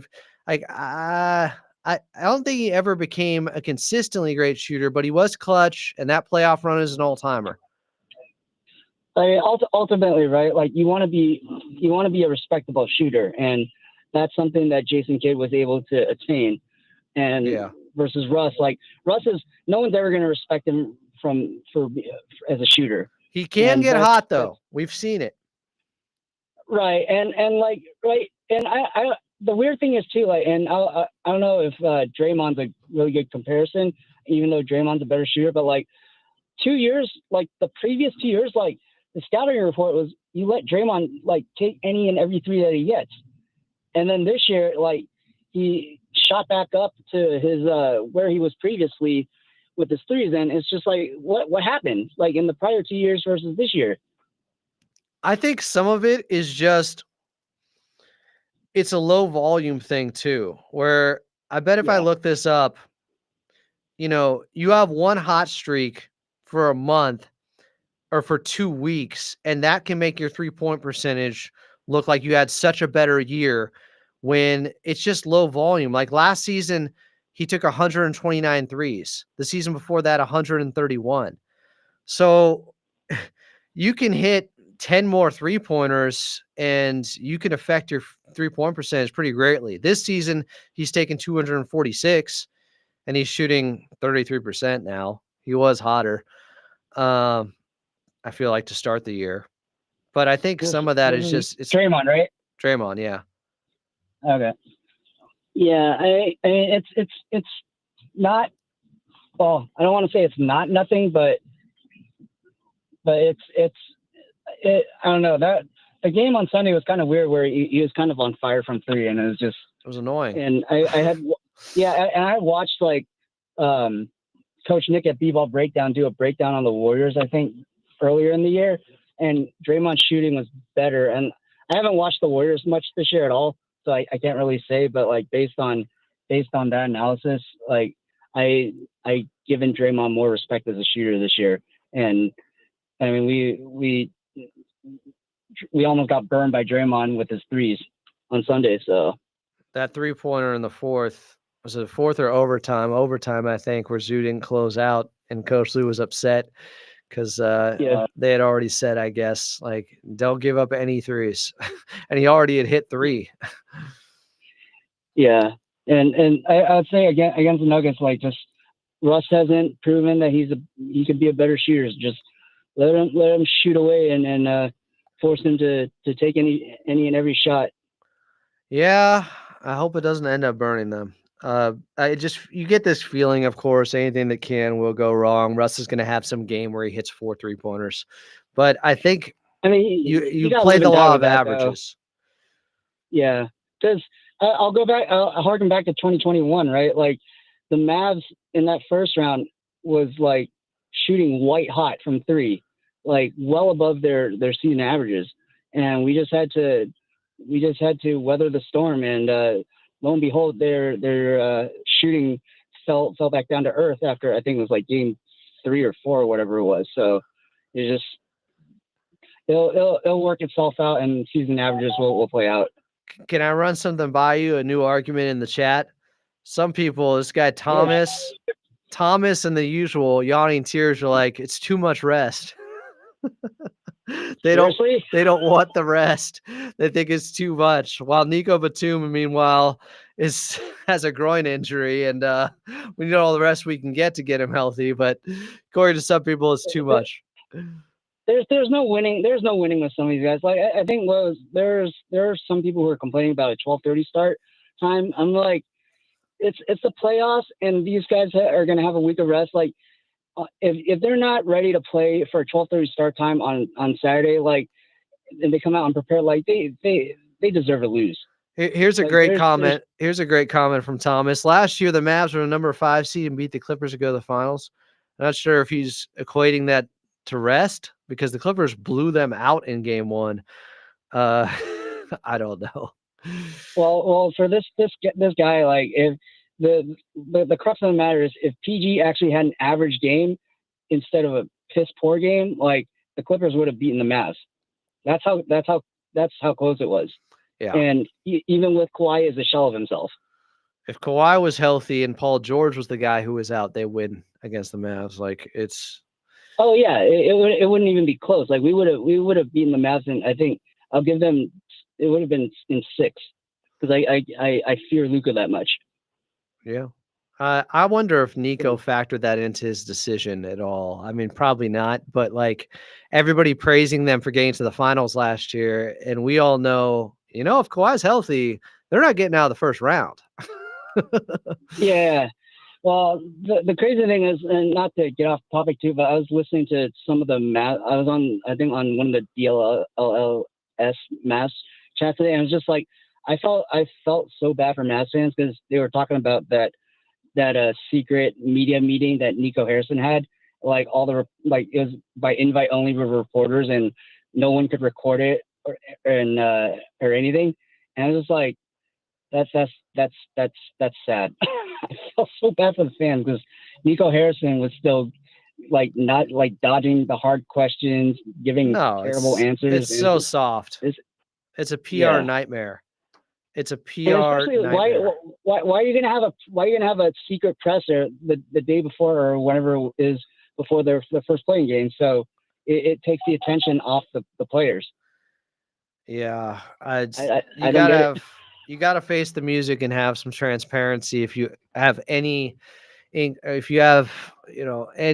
plans of winning the public back, but it's not going to happen. So I don't know.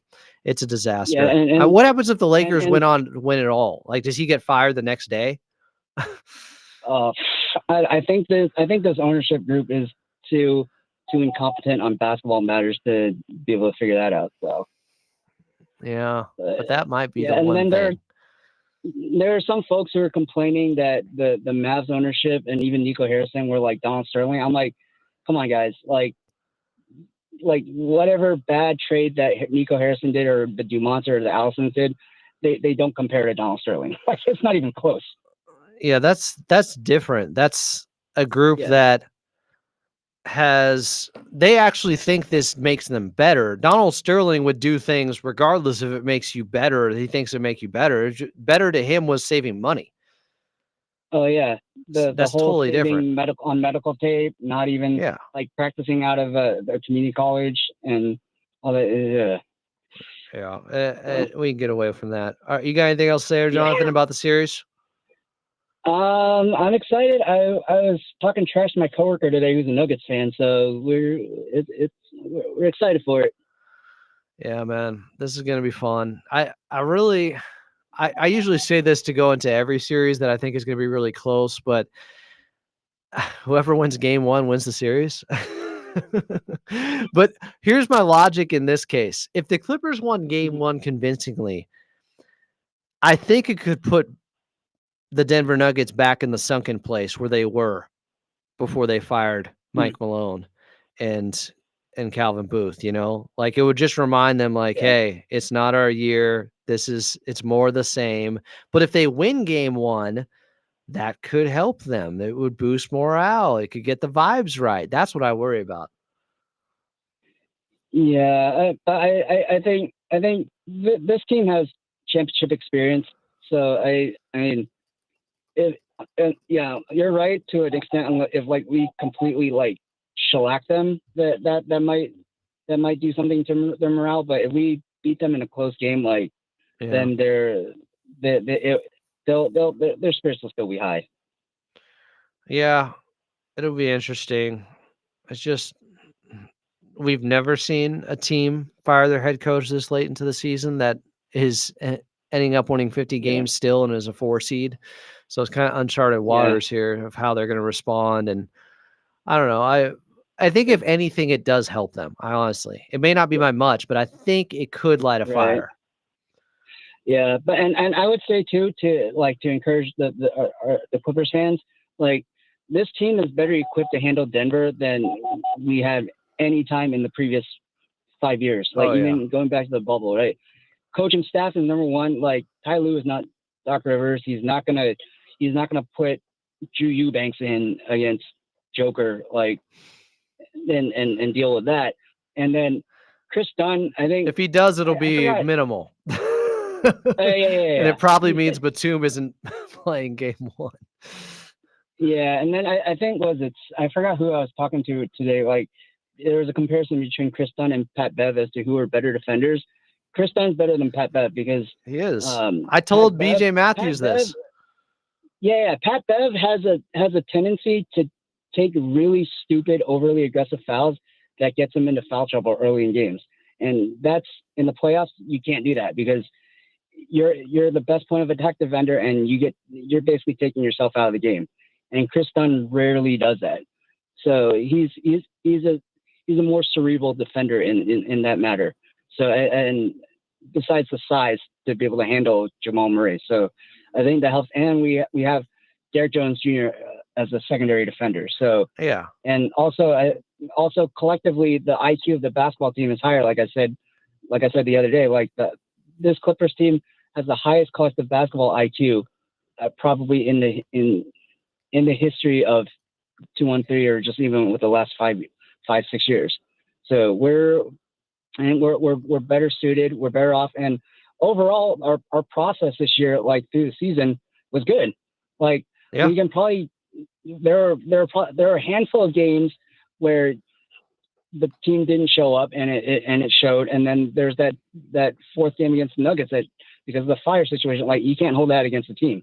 So this team, for the most part, they were out talented for most of the year, but their process was good even if the results weren't. And because that process was good, we developed really good habits. We're going into the playoffs with on a run, and it's the best this team has looked ever going into the playoffs. I think it's something to be excited about, and I think we'll be fine, at least in this round, health permitting. I agree with you. If they're healthy, they got a great chance to win against Denver. Denver could still win because they have Nikola Jokic, and you got to recognize that. But the Clippers have a very good chance of winning this series. Yeah, and that's why I give the Nuggets their healthy respect by saying Clippers in 6 because and the games will be close. if something drastic would have had to happen if we shellacked them in any of the games. Yeah. They'd have to just completely fold based on the circumstances of how the season ended. And I don't see that happening. Yeah. All right. Good phone That's it call for as me, always, man. Jonathan. All right, be good. Take care. You too, my friend.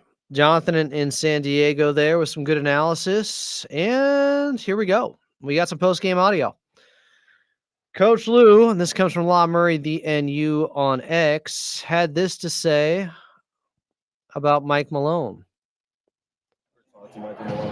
So would I ever? Did you ever talk to him? What you mean? During the class? I mean, they just let him. He has no opposition. So would you be using him as a resource? That's something that's going to do. I mean, Oh, that's interesting. Would you use Mike Malone as a resource since they just let him go? Would you be using him as a resource? That's something that's going to do. I mean, it's too close. Like it's too close to try to, pick somebody to play who just got fired and just won a championship 2 years ago. And, I wouldn't do that. No, out of respect for him, I wouldn't do that. Out of respect for him, I wouldn't do that. It's too close to the situation. It just happened. Yeah, that's a good question, though, from Law. Here's the Nico Batum update, guys. How's the whole situation with the roster? Everybody available to practice?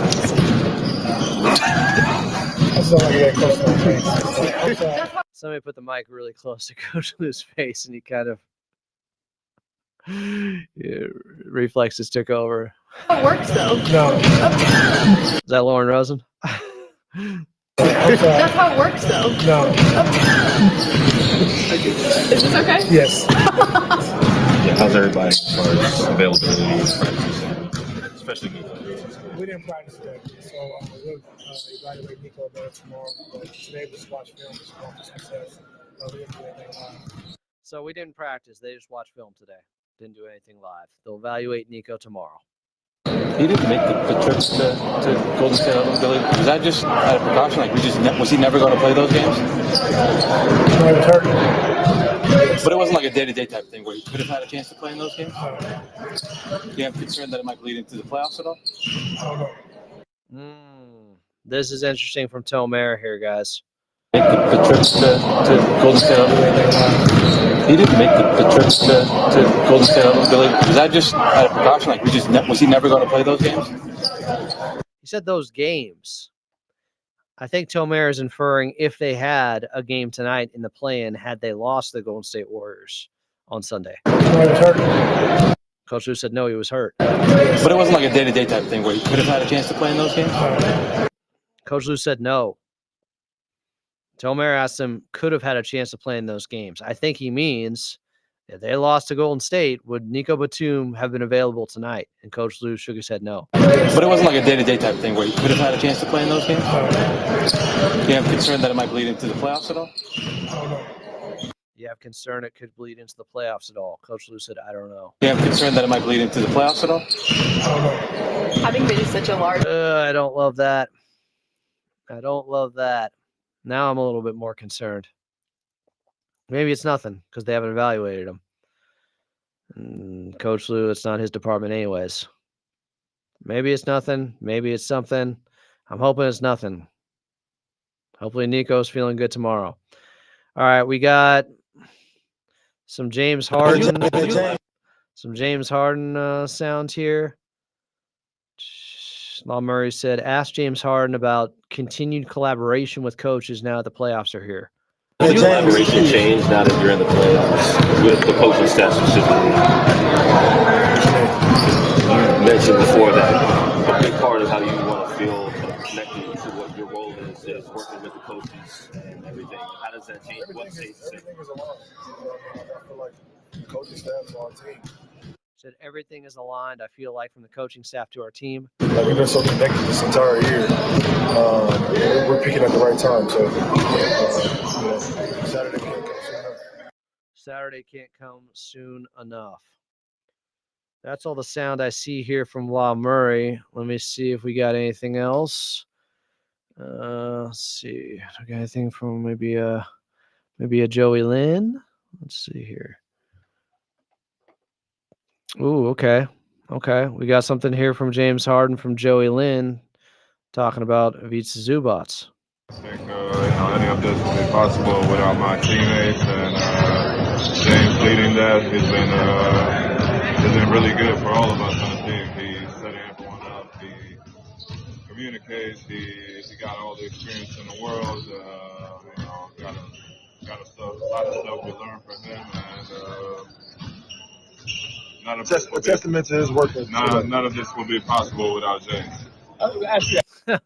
Zubats showing James love, and James butted in there. A testament to his work ethic, talking about himself. And then Zeus said, none of this would be possible without James. One more time. I think any of this would be possible without my teammates and James leading that. He's been really good for all of us on the team. He's setting everyone up. He communicates. He got all the experience in the world.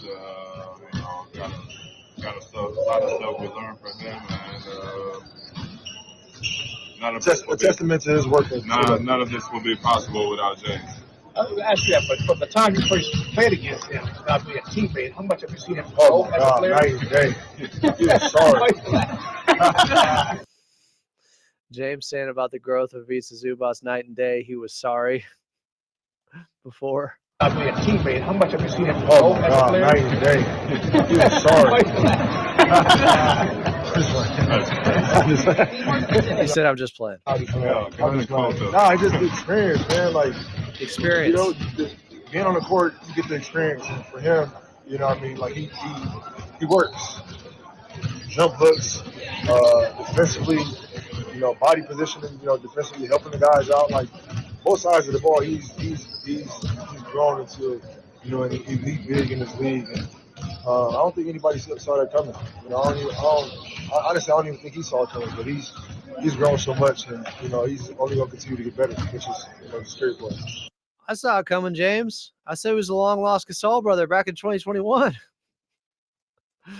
All right, here's more from James Harden on potentially making an All-NBA team. What would it mean with the season that you put together, what you've done with this team, the expectations that this team had to make an All-NBA team? Of course, it's always an honor to be, you know, one of the top 15 players, you know, in the league. You know, for me, I think the individual accolades is great, you know, but you know, I think for me or the entire team, we got one goal. So, of course, you know, if I'm selected, it's an honor. You know, I mean, I'm grateful for it.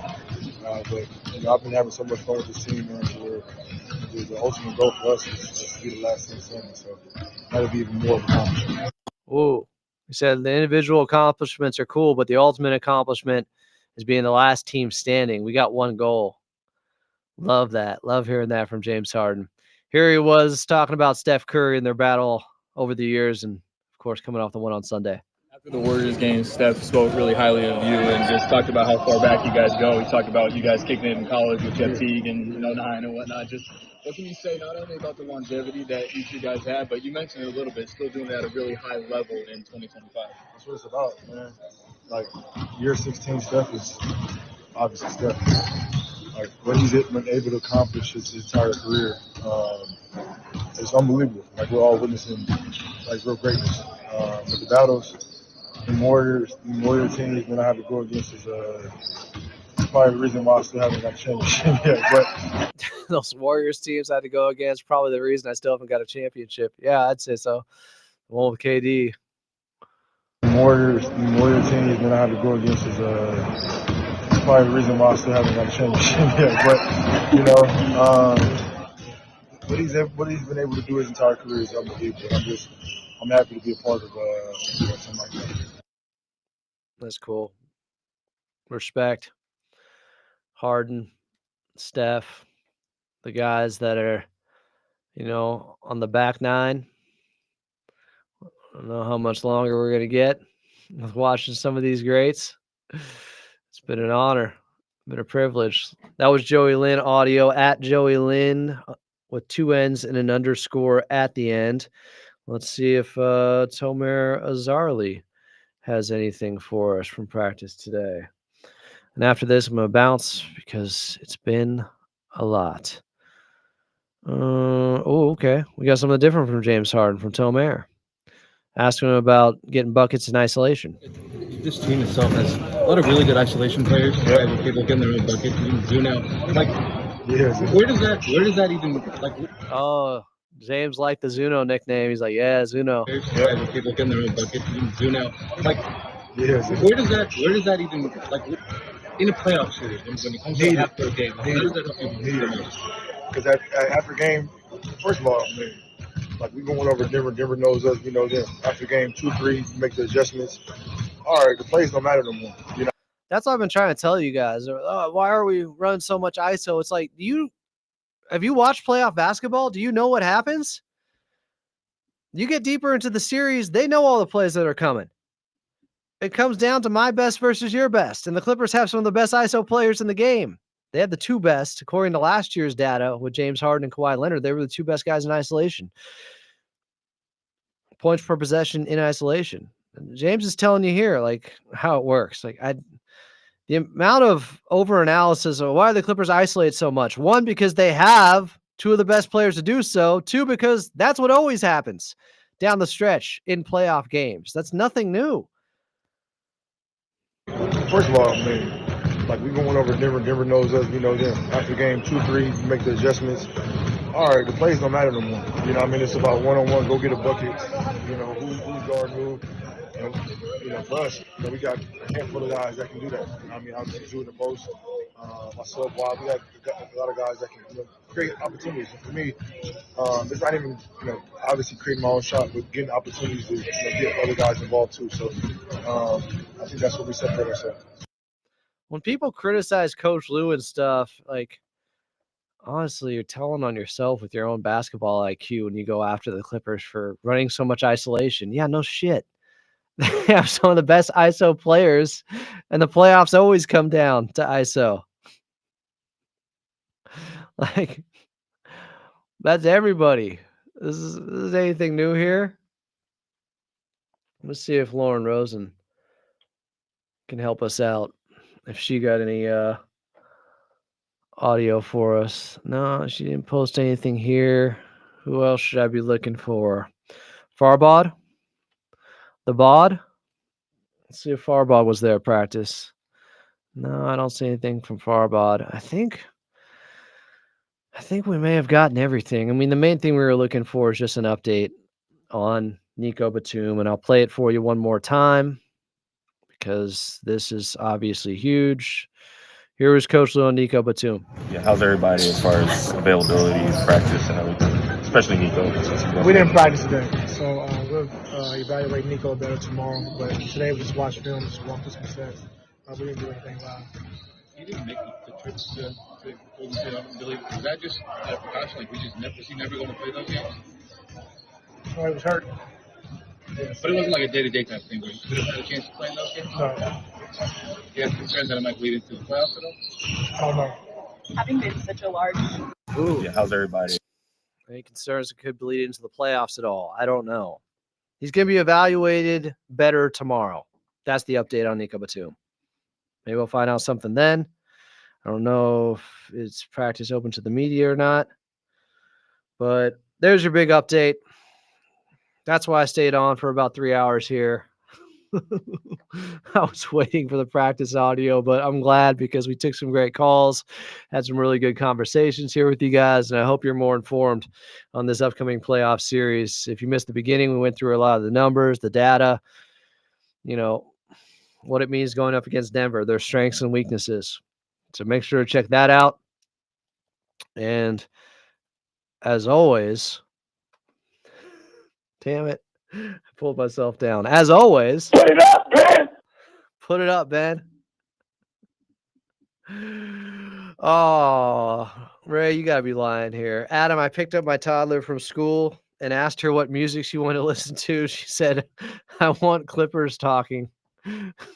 Are you for real? No way. Woo! First of all, now if it's a toddler, they don't remember the swear words, and it's cute even if they say them. But if they're, a little bit older, you might not want them listening to Clippers talk sometimes. Because, I might play something like this. You don't want to get hit by no Clipper because it's going to cut your ass in half. I don't want you to have to explain that to your kid. It just means a Clipper ship, it cuts you. It cuts through the water, cuts the water in half, cuts the waves in half. All right. Appreciate y'all. We'll be back tomorrow. Dime Dropper's coming on around noon. Know this. You've been listening to another episode of Clippers Talk. Here we go, Clips fans. Clippers Talk with Adam Osland. After every game, download every pod. Clippers Talk's the name. He's a basketball talking golden god. New episodes after every game on demand. Follow Clippers Talk wherever you get your podcasts. I cut it off before the fart noise, but It's your podcast. Clippers. Here's the promo. It's time to get playoff ready. They finished the season on an 8-game win streak. They'll be the 5 seed, and they're headed to playoff basketball. Meanwhile, in Denver, the Denver Nuggets firing Michael Malone and GM Calvin Booth. AM 570. The LA Clippers and the Denver Nuggets square off in round 1 of the NBA playoffs. This team has gotten hot at the perfect time. Download the iHeartRadio app and search Clippers to make the Clippers audio network a preset. Bob Smith there, promo guy here at 570 Fox Sports Radio. And of course, the Fear the Fro podcast. Are you guys getting hungry for playoff basketball? Playoffs? LA Confidential said he'll buy me a cold one. A cold Heineken 0.0 because I don't drink. But are you hungry? Are you ready? Yo, man, we so hungry, we can feel it. We out here. So, when you hungry as hell, you eat a good meal, we want to get to sucking their fingers and shit, looking for crumbs. That's what we've been so long, dog. Now we actually eating some prime rib. We out here eating a good meal. We out here eating a Wagyu steak. And we recognizing, damn, this is how it is to be at the top. Still hoping to get to the very top here. Oh, good question from F before we get out. Who do we want to win? I think Memphis. Not to look too far ahead, but I think you'd rather have the Golden State Warriors have to play another play-in game and then get in a 7-game series against OKC. Should the Clippers get them in the second round, OKC might be a little bit more worn out if they're taking on Golden State in a 7-game series versus the Memphis Grizzlies or the Kings or the Dallas Mavericks. That's my logic. But Clippers, they got to worry about Nikola Jokic. I'm just saying, if you're looking ahead as a fan, if you're trying to look too far out, and I don't think it's wise, but if you're asking me, who would you like to win tonight? I think that's the team. We are divine opportunists. Yes, we are, as Clippers fans. All right, be back tomorrow around 12:30. Dime Dropper will be here. He'll help preview the series as well. This has been another edition of Clippers Talk with Adam Osland. I love y'all. Talk to you then. Off the air.